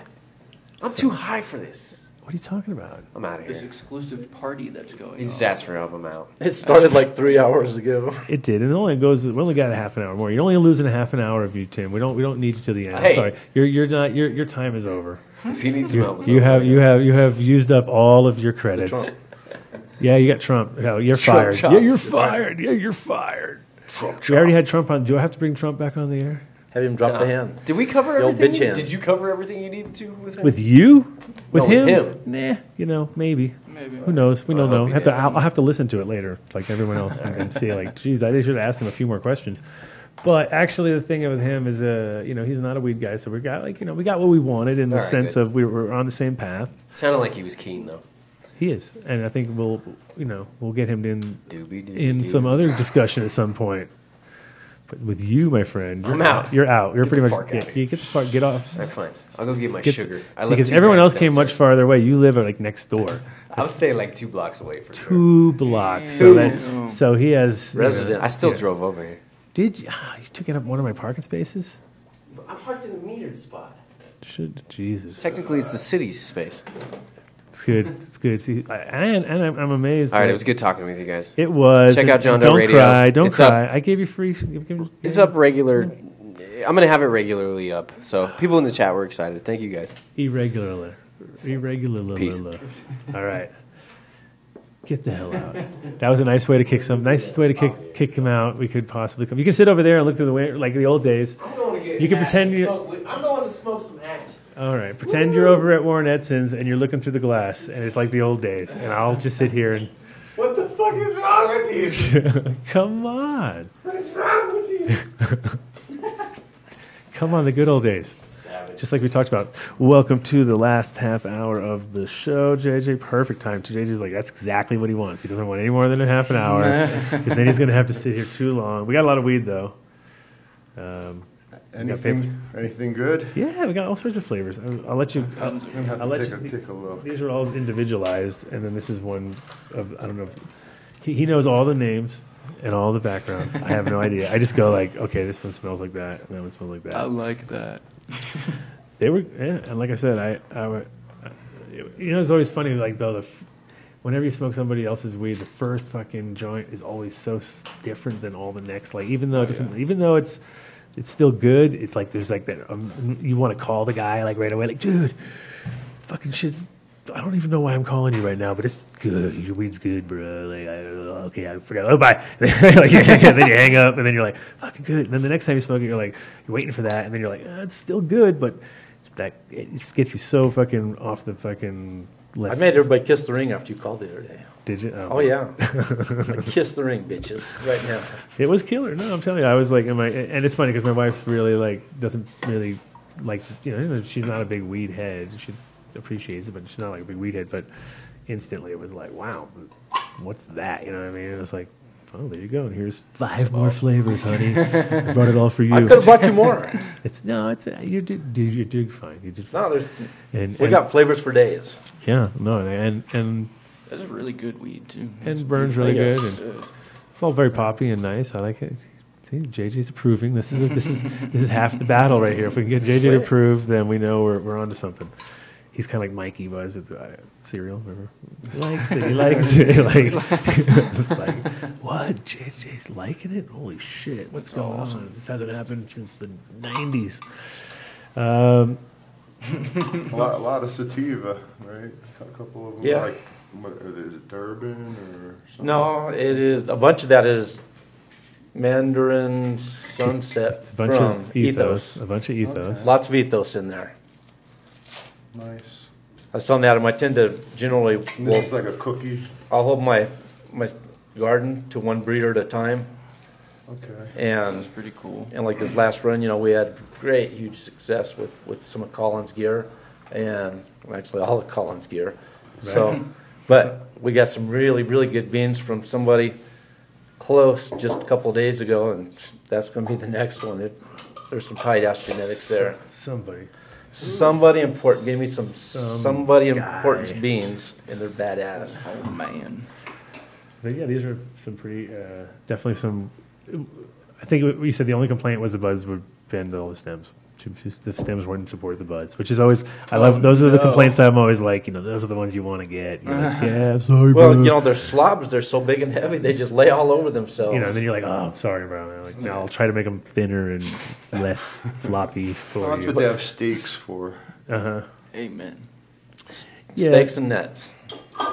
In some plants, that's the charm of most of them is that you can't believe that this thing is. It's almost like weird because you're like, how would it even grow like this on its own anyway? Somehow I'm holding it up. That star dog's always falling over the place. Yeah, I don't think naturally that it could, because just from the weight it would just flop over, and a lot of times the stems will break, and so without that extra loving care, I don't think it could really reach the potential that it does. Yeah, Star Dog is one of my favorite strains, by the way. Thank you. Thank you. Yeah, it's pretty amazing when you cut down the right thing and it's being held up by literally it's all being held up by a net at that point, and just you cut the last bit and collapses down. And you're like, holy shit, that would have never survived. Yeah, It is it's a little bit like forced farming at that point where you're like chickens that don't make sense, and they don't even have legs anymore because they're just barely coming out of them, just make them all fat. It's all breast. Exactly, all breasts. So you just came out by yourself today? Yeah, P-Bud's still working. He said he was going to try to make his way down. I don't know if he's going to make it before the end of the show, but... Okay, well, even if he gets down for tonight, that's cool. Actually have a sold-out RSVP, so I was amazed on that. Nice. Checking out the new digs. Mostly because it's stoners, and I saw, like, Ty-Link did 3 times in a row, so it's like... Okay, there's 3 less. Well, call bouncers. You're going to be turning people back. Yeah. Well, he timed it out good on a Friday night, and the weather's not really too bad. For January in Denver, back in New York right now, I think they got 6 or 8 inches of snow, and it's like... It is brutal on the East Coast right now, isn't it? It's like, wow, because, everybody thinks about Colorado as being like this rough, horrible place for the winter, and they're always laughing, like, you live in Colorado, you have to shovel in your snow all the time. I'm like, no, actually, never, because it hardly ever snows in Denver. Maybe once, I think we had 2 snowstorms this year. They weren't really storms to be talked about. And then now you got the East Coast getting rocked. Did you see, like, close to the water, though, how bad it got? Up in Boston, God, it's bad enough ice, and you're just looking at it like, ice cubes. It's bad enough water, but then you get the ice cold water. It's flooded, and then ice chunks and hunks and funks, and oh my God, you couldn't survive in that water. You go into shock. Oh yeah, you're done. Yeah. It's not like these people that were wading through these big floods down south and all. Yeah, no, completely That's different. him. There he is. No, that's heavy. Yeah, the 91. Now with Cogro, you can feed him at 4.8 EC, guaranteed by this guy. He guarantees it, actually, guaranteed. No, I told you that I had good luck with it. You just stick it in the bottle. You put the roots. You just open it up and you put the thing in the top of the bottle. In the bottle. Boom. No, Please don't do that. No, don't do that. Do not do that. But have you ever heard of that product? No, I haven't. Oh, well, they're both using it. He's been sort of repping it now, right? Are you repping? Yeah, I've been repping it for about a year. It was something that when I left Way to Grow, I ran it for a little over a week and called those guys looking for a job. I had a lot of nice, really good big bottle offers and chased the Kogo guy instead. Nice. It's good. It's good, clean stuff. I have no complaints. It's literally like a 2-part thing. 2-part nutrient. It's what everything here is grown with, and it definitely burns really, really nice, which, it's first step. It's like, okay, it seems to burn clean, and it tastes really good. So I was pretty impressed. I will run a little bit with it because simplicity is never a bad thing. Well, 30-plus years, and it's definitely the best nude I've ever ran. And I thought that House and Garden was the one. Well, House and Garden put on weight. It didn't have. I don't think it very much gave out the flavor profiles. I think you pretty much got the House and Garden flavor going on there at a certain point where you're like, oh, is this House and Garden? How'd you know? And you're like, because it all kind of tastes like that, Whereas this one seems to be like, maybe it has something that was common thread, but it doesn't seem to be overpowering in any way, shape, or form. But we were just all young then wanting to stack. Yeah, and that's what it does too. It does. So, what are your thoughts on upcoming Indo Expo? I mean, as far as sessions and all the weird, and everyone's freaking out. Everyone's starting to get weird. I'm starting to hear some weird things. Are you guys doing another breeders panel? Yeah, we're going to be doing the breeders panel. Nice. And yeah, which I mean, I hope that's not a target. I'm going to get that breeders panel. Well, that's what... Get those breeders, stop them in their tracks. They're helping them breed more. No, but they're talking even like the meta is going to come swooping down, and it's not like they're selling THC products there. So I don't know what everyone's worried about. But now they're even talking about the seeds. So really, well, it's going to be an inch. I mean, that would be that would be stupid. Yeah. And it's crazy because there's 2 sides of everything. Like, obviously, we should be cautious about things like that. We should be like, oh, yeah, they'll never do it. And all of a sudden, we're all fucking like, oh, my God, they did it. We're all the chain gang. Like, they did it. We're going fed now. But at the same time, I also don't think they're going to be able to get the cooperation from any local like here they're not going to get cooperation for sure, especially not on anybody super small. And it's a weird because I think I had a bad year this year where I had to deal with it, man. Other people had other problems. And it's just like we kind of always think that we're past all this shit, and then all of a sudden it kind of like pops up, and you're like, are you fucking kidding me again? Like, I have to go back into that mode again. And it's like it's really hard because a lot of us are just like, who cares anymore? You know what I mean? We're like calling each other. People are making $1,000 or 1,000-kilo deals of hemp and just not specifying anything beyond like, dude, I got 1,000 rack. You got 1,000 pack? Cool. All right, later. It's like, they don't know that is hemp, you know what I mean? But still, it's only $50 a fucking pound or whatever. But still, it's it sounds huge. And so I'm so surprised, that people are, going to have a hard time going back to burner phones and feeling like they have to hide what they were doing because everyone thought everything's legal and it's all cool. But now all of a sudden, you're like, well, semi-cool. Yeah. And I mean, it's I don't know. One part of me is kind of like, okay, cool. It's business as usual, right? Like we can just keep rolling the way we were rolling, and it's going to keep a lot of people at bay. And there's going to be those guys who are just about to dump $100 million into something are going to be like, fuck that, we're not doing that, because that's going to be hard. I think it's going to be hard to get those big deals done, right? Because people are going to be paranoid as hell. Because the bigger the deal, well, yeah, when you start talking 100 million anything, it's like gangsters' ears perk up, politicians' ears perk up. Anybody who's in any kind of power position is like, 100 million, I'll get a piece of that. You know what I mean? Even if I get a little chunk, it's a couple million, whatever. It's like easy thing to grab money out of, and that's kind of what I think it's gonna be scary because, like that's kind of like everything. Like it used to be back in the day in Florida when I was living there in the late 80s or whatever. It was like working on boats. They were so paranoid about me working on boats with them because I was young, and they were just like, you cannot have weed. If you have any weed, we're going to lose the boat. Like they come on here and you have a roach on the fucking boat, they'll take the whole boat. And they do it. And they do these sweeps. They come in and then so I'd always be like, have to leave my weed somewhere in the parking lot or something and then go work on the boat and then go out to my car. But then I come in smelling like weed and they'd all be like, dude, you're going to get us all, you're going to lose the boat. And I'm like, I'm not bringing it on the board. I'm not bringing it on board. But like, yeah, it's kind of like we just have to get back to that mentality of like, at least we'll sell a lot of stash boxes and we'll start selling all these other things. Will start to change a little bit. And turkey bags again. Back to G mode. Carbon filters will be growing. You'll start selling again. There's a lot of those things people don't do anymore. They're like, fuck it. Yeah, definitely.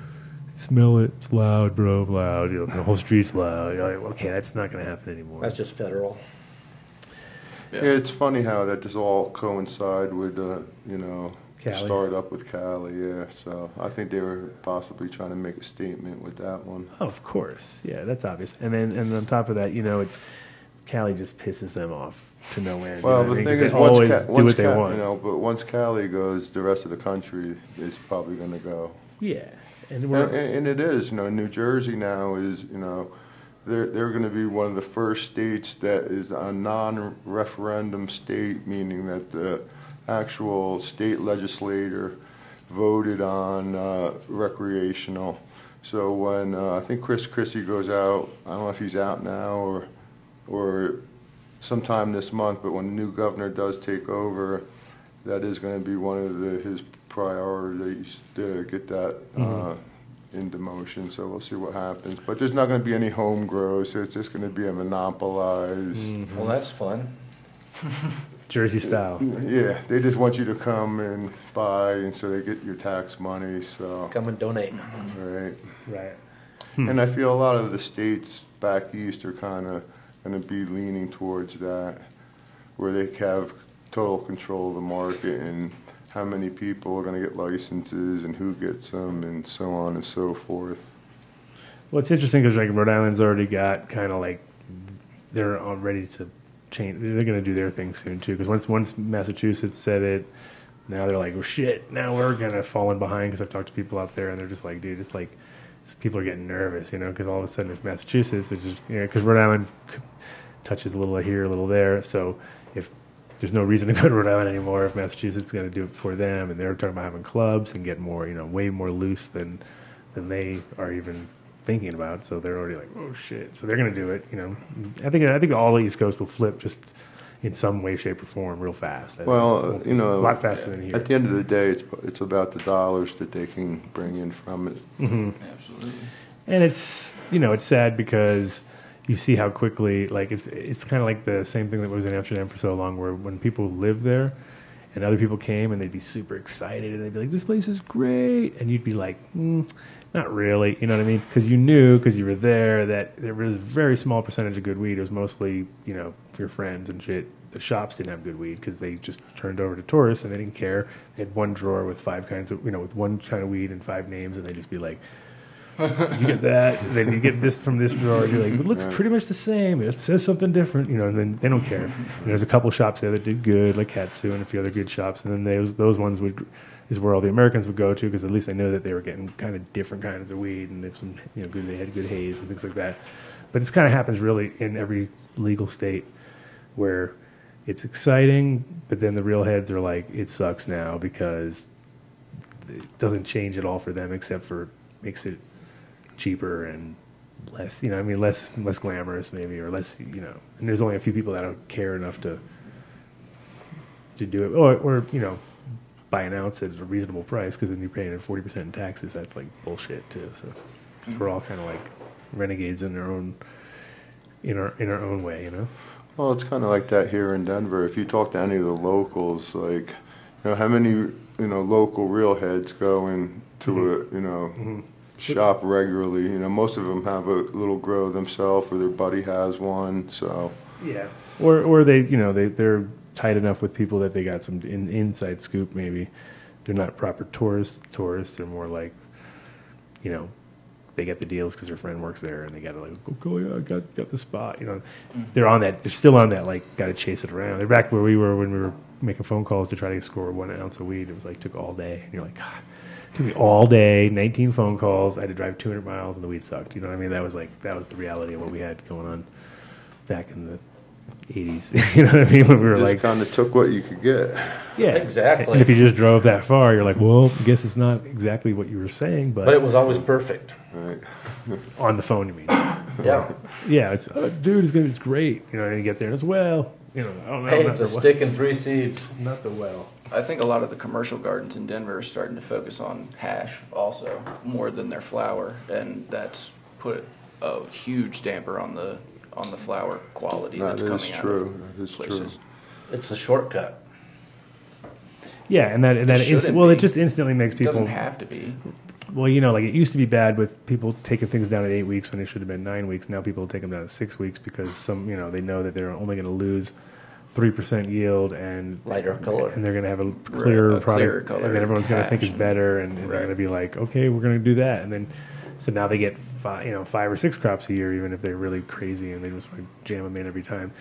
So it is kind of like then it takes the magic out of it, and you're all wah, wah, wah. Like it's hard as a grower to not finish a plant just because it's like that's what they want, or what I mean. Yeah, absolutely. It's one of the most disheartening things.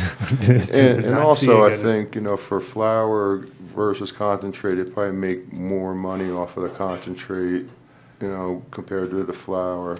If it's in-house. If you broke it down. Yeah, if it's in-house and stuff, if they have it all Right, figured right. out, like vertical. That's the thing that's weird, is that like a lot of times it's fucking spot on. You're like, dude, it's exactly the same. Like it's literally the same with a lot more steps, but the demand is higher. So then you got, that part knocks it back where you're like, well, got to do it just because the demand is higher. Like you have a harder time selling the same amount of flour as you would turning it into oil, because the oil's moving off the shelf quicker. Right. But it costs you just as much, if not maybe a little bit more, but still it's worth it. You know what I mean? So then you think of all the steps you have to go through. You got to get up from this, that, break it down, take it to here, take it out, sell it, and you're still getting the same amount of fucking money. It's like, like kind of an... Yeah, it's a frustrating scale sometimes. Like at Mayflower, where we're at, we have a lab on premises, but to sell product from our OPC grow to the lab, we have to pay a tax on that between just in our own Transfer facility. tax. Transfer tax in our own facility. Well, you have to do that too if you have a warehouse and then you transfer it into your dispensary. Store or anywhere, yeah. Or anywhere, it's ridiculous. Yeah, it's getting definitely like more and more to the point where you're like, fuck, there's so many steps you have to follow to stay within the compliance, and it is such it's like you have a union guy in your grow now all of a sudden, like standing there next to you going like, okay, well if you move that bottle to that fucking side of the shelf, you got to pay $2. You know what I mean? And you're like, what? Relocation. Yeah, it might be burning a little weird. So, how has it been going on after the post Emerald Cup? How's your sales and stuff from that worked out good? And everything worked out well. Yeah. You know, enjoyed the holidays and just rolling into the new year. You know, the first thing is going to be the Zindo Expo show. Right. So looking forward to that. I saw Vondo and Max when I was there. That was actually kind of funny because we were just I did. Yeah, I got to see them too, and it was just kind of like everything has kind of almost gone full circle now. Right. Well, I told them we're trying to get the bro. Right? Yeah, well, of course, always trying to get the bro. No, we were gonna try to just to sit down there and do something, but we were both all so busy that I was like, all right, well, still gotta get the bro. And actually, what's funny is that Max is the one that wrote the text to me that the bro sent to me, which was the breakdown. As far as Max could remember, you know what I mean? And then I was like, okay, so here's the breakdown of what they think, you know what I mean? As far as Staten Island hit to here, RFK to this, and it was kind of like, okay. Then I talked to Max and Vondo and got like, oh, okay, so you're the one. It was all the pieces of the puzzle were coming together. I was like, all right, we're going to do this. We got to do this at least so that it's out there in that form, and there can always be additions to and whatever, because it's sort of like Josh D and Matt's deal where there's a million other things that went around it, but there is definitely that story, and we know that for 100% fact that is what became that, which became that. So there is like a trail that we want to follow, and I feel with Sour it's there up to it's all about the fucking initial time when there was seeds and we don't 100% know. There's going to be some mystery in there, you know what I mean, where there's like we don't even know because nobody really took notes at that particular moment, and there was multiple, and there was some sensey in there, you know what I mean. So all that part of the story kind of just makes it all like fuck. It's like a Jiffy Pop deal, you know what I mean. So it's in there. It's like, feel like we don't know, and then as more people emerge, you get another piece of the story or their version of it as they remember it. Yeah, and I mean, and then there's all the time in between after that where it gets even, some people are embellishing, obviously, and other people are just flat out wrong, and then some people just don't remember.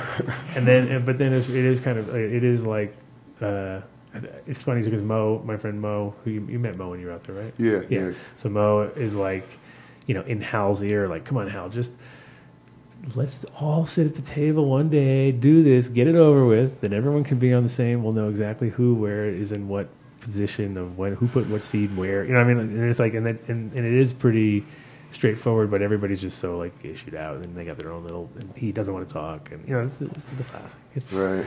It's literally like Cannabis therapy group. We're trying to make it happen, bro. I'm trying my hardest. The bro has been like 3 times. One time was the best because I wasn't in town and he came in and Mitch was there, and then the internet wasn't turned on, like the internet wasn't paid for, and I was doing a panel or a seminar thing, and in between I went and tried to get on the phone and I didn't have my fucking number of my thing, and it just was like a shit show where it's just like, I got guys in the studio, and I'm trying to, then the bro's like, dude, I'm going to the show, fuck it, and he leaves, and I was like, it was so close, but yet so far.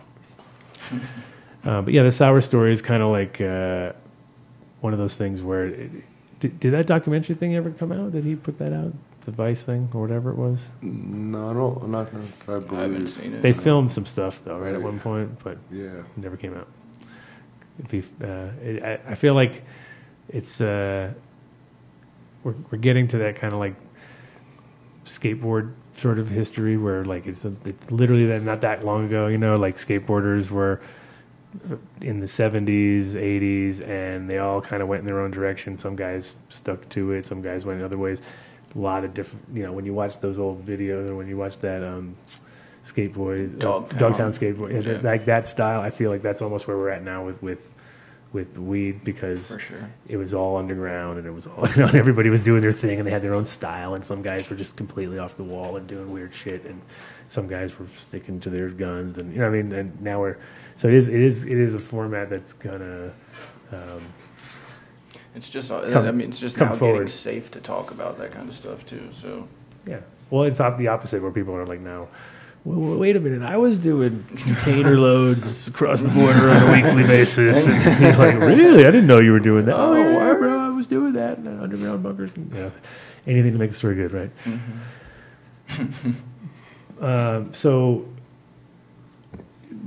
the Indo Expo, I'm thinking it's going to be a no-brainer that it'll be fine. But at the same time, I think everyone's going to be on their little extra tense moments as far as like when it comes to we were kind of on a weird high there, and it's just like you get slapped a little bit, and it happens in this industry so often that we're kind of used to it too. So I don't think it'll last very long. But just because we're within the same month, it'll probably I think it'll still be like people's fucking topic of the day. You know what I mean? Like, what do you think about sessions? What do you think about sessions? I mean, it's almost like you want to make who gives a fuck about sessions pin just to give to everybody at the show. Like, here you go, fuck sessions. But I saw, I think it was Canacon was supposed to be having a show in San Jose or something. I think that they canceled it or something. Wow. So I guess they got to sort out, all the rules and regulations on. Yeah, and I think the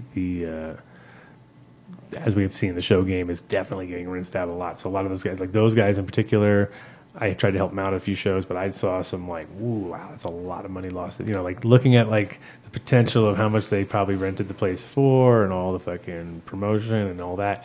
And then you see like a real weak fucking show up to the place because there was a show a month earlier. You know what I mean? And that's the whole thing too. Everyone's chasing each other's tails. Yeah, it's all saturated. Yeah, so I mean, you got to kind of almost like the fact that it may knock out some of those not real people who were just doing it because they were making lots of money and seeing, this is great, people love it. I mean, that one in Vegas was nuts. You know what I mean? Right. Like that was like, holy shit. That was like when you walked around and everybody just who was in the industry for a long time was like, kind of like sitting in the corner looking at it all weird, going like, fuck, dude, this is out of control. Like, you know what I mean? And then everyone else is new is like, woo, have you seen this vape? They're really out there selling their wares.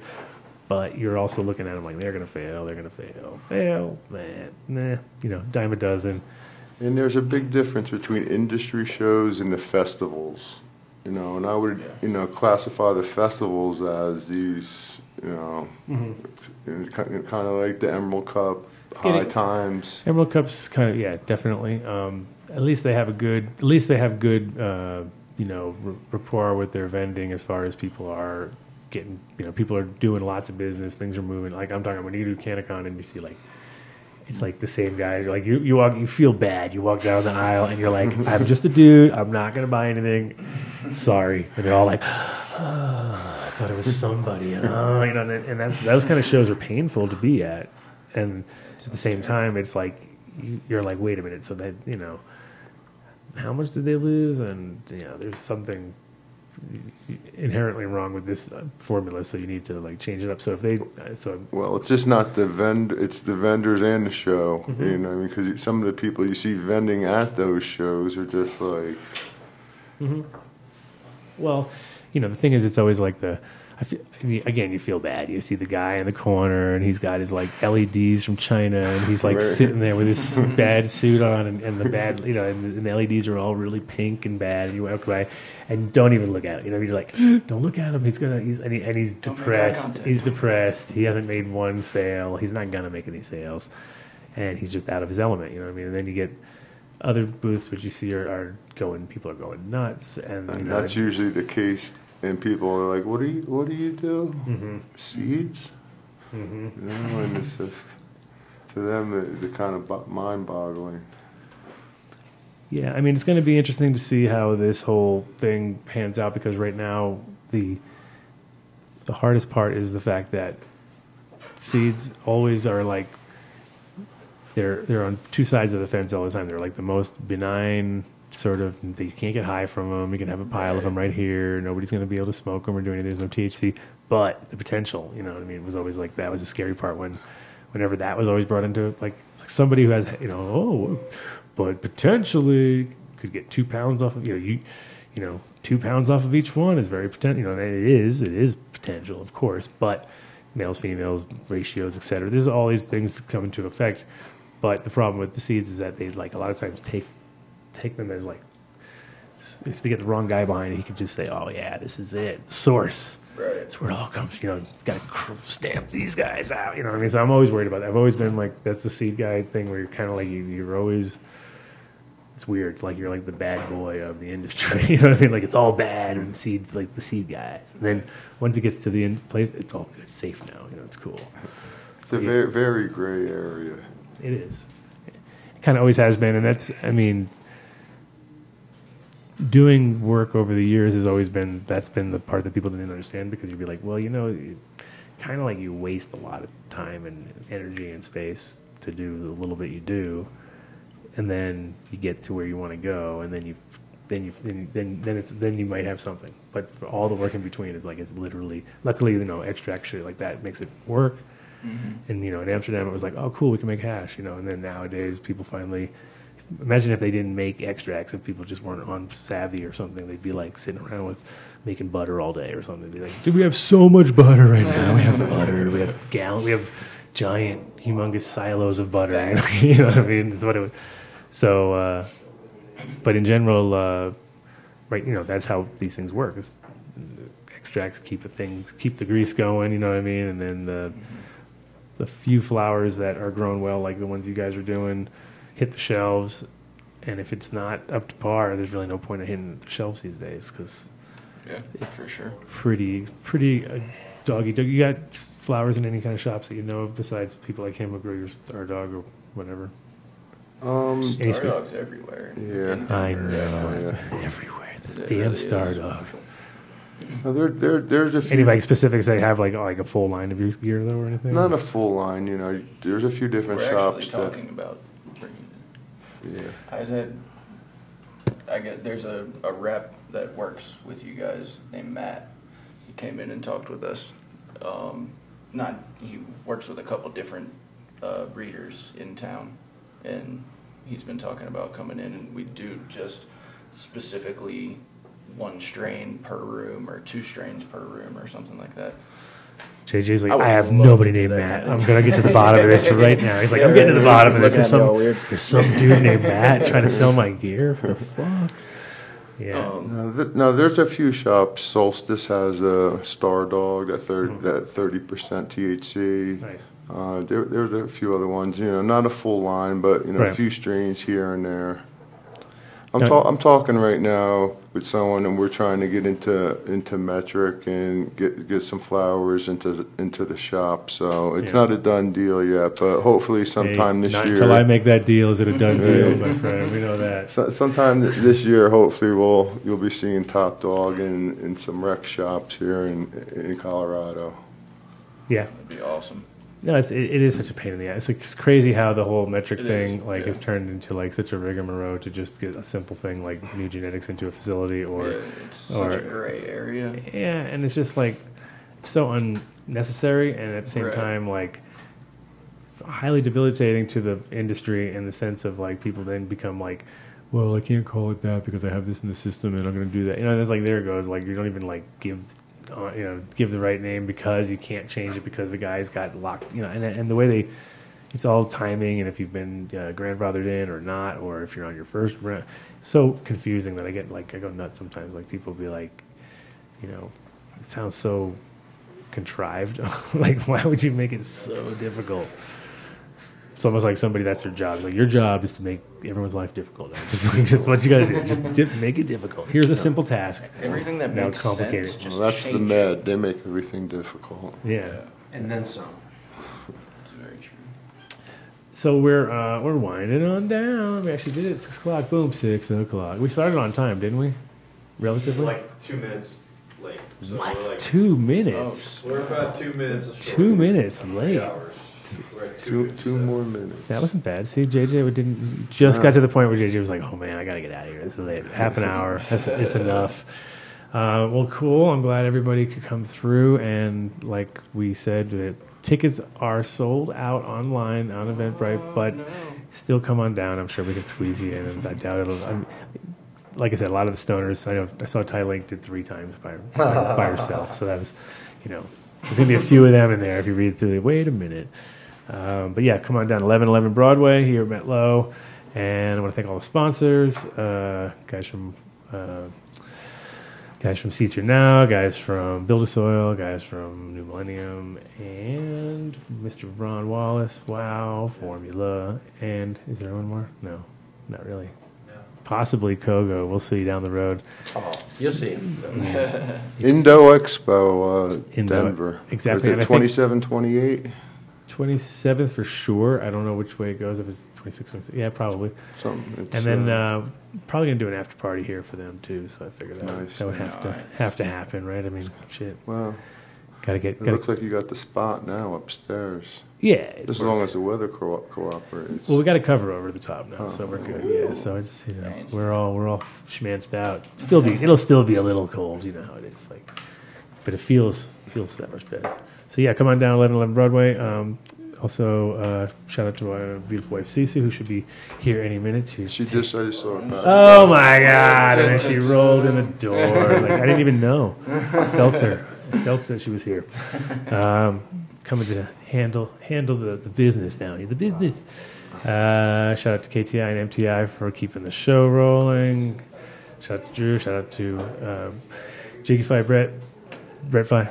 Jiggy Brett. Instagram is I am Jiggy Fly. I am Jiggy Fly. Exactly. It took me a little while to find it. I recognized the sprout thing, and I was like, oh, that must be him there. I remember. Yeah, exactly. Nice. And of course, JJ from Top Dog in the house, and Tim Martin for coming through and letting us abuse him as he's, one thing he's good for. It's good for abuse. He's a good.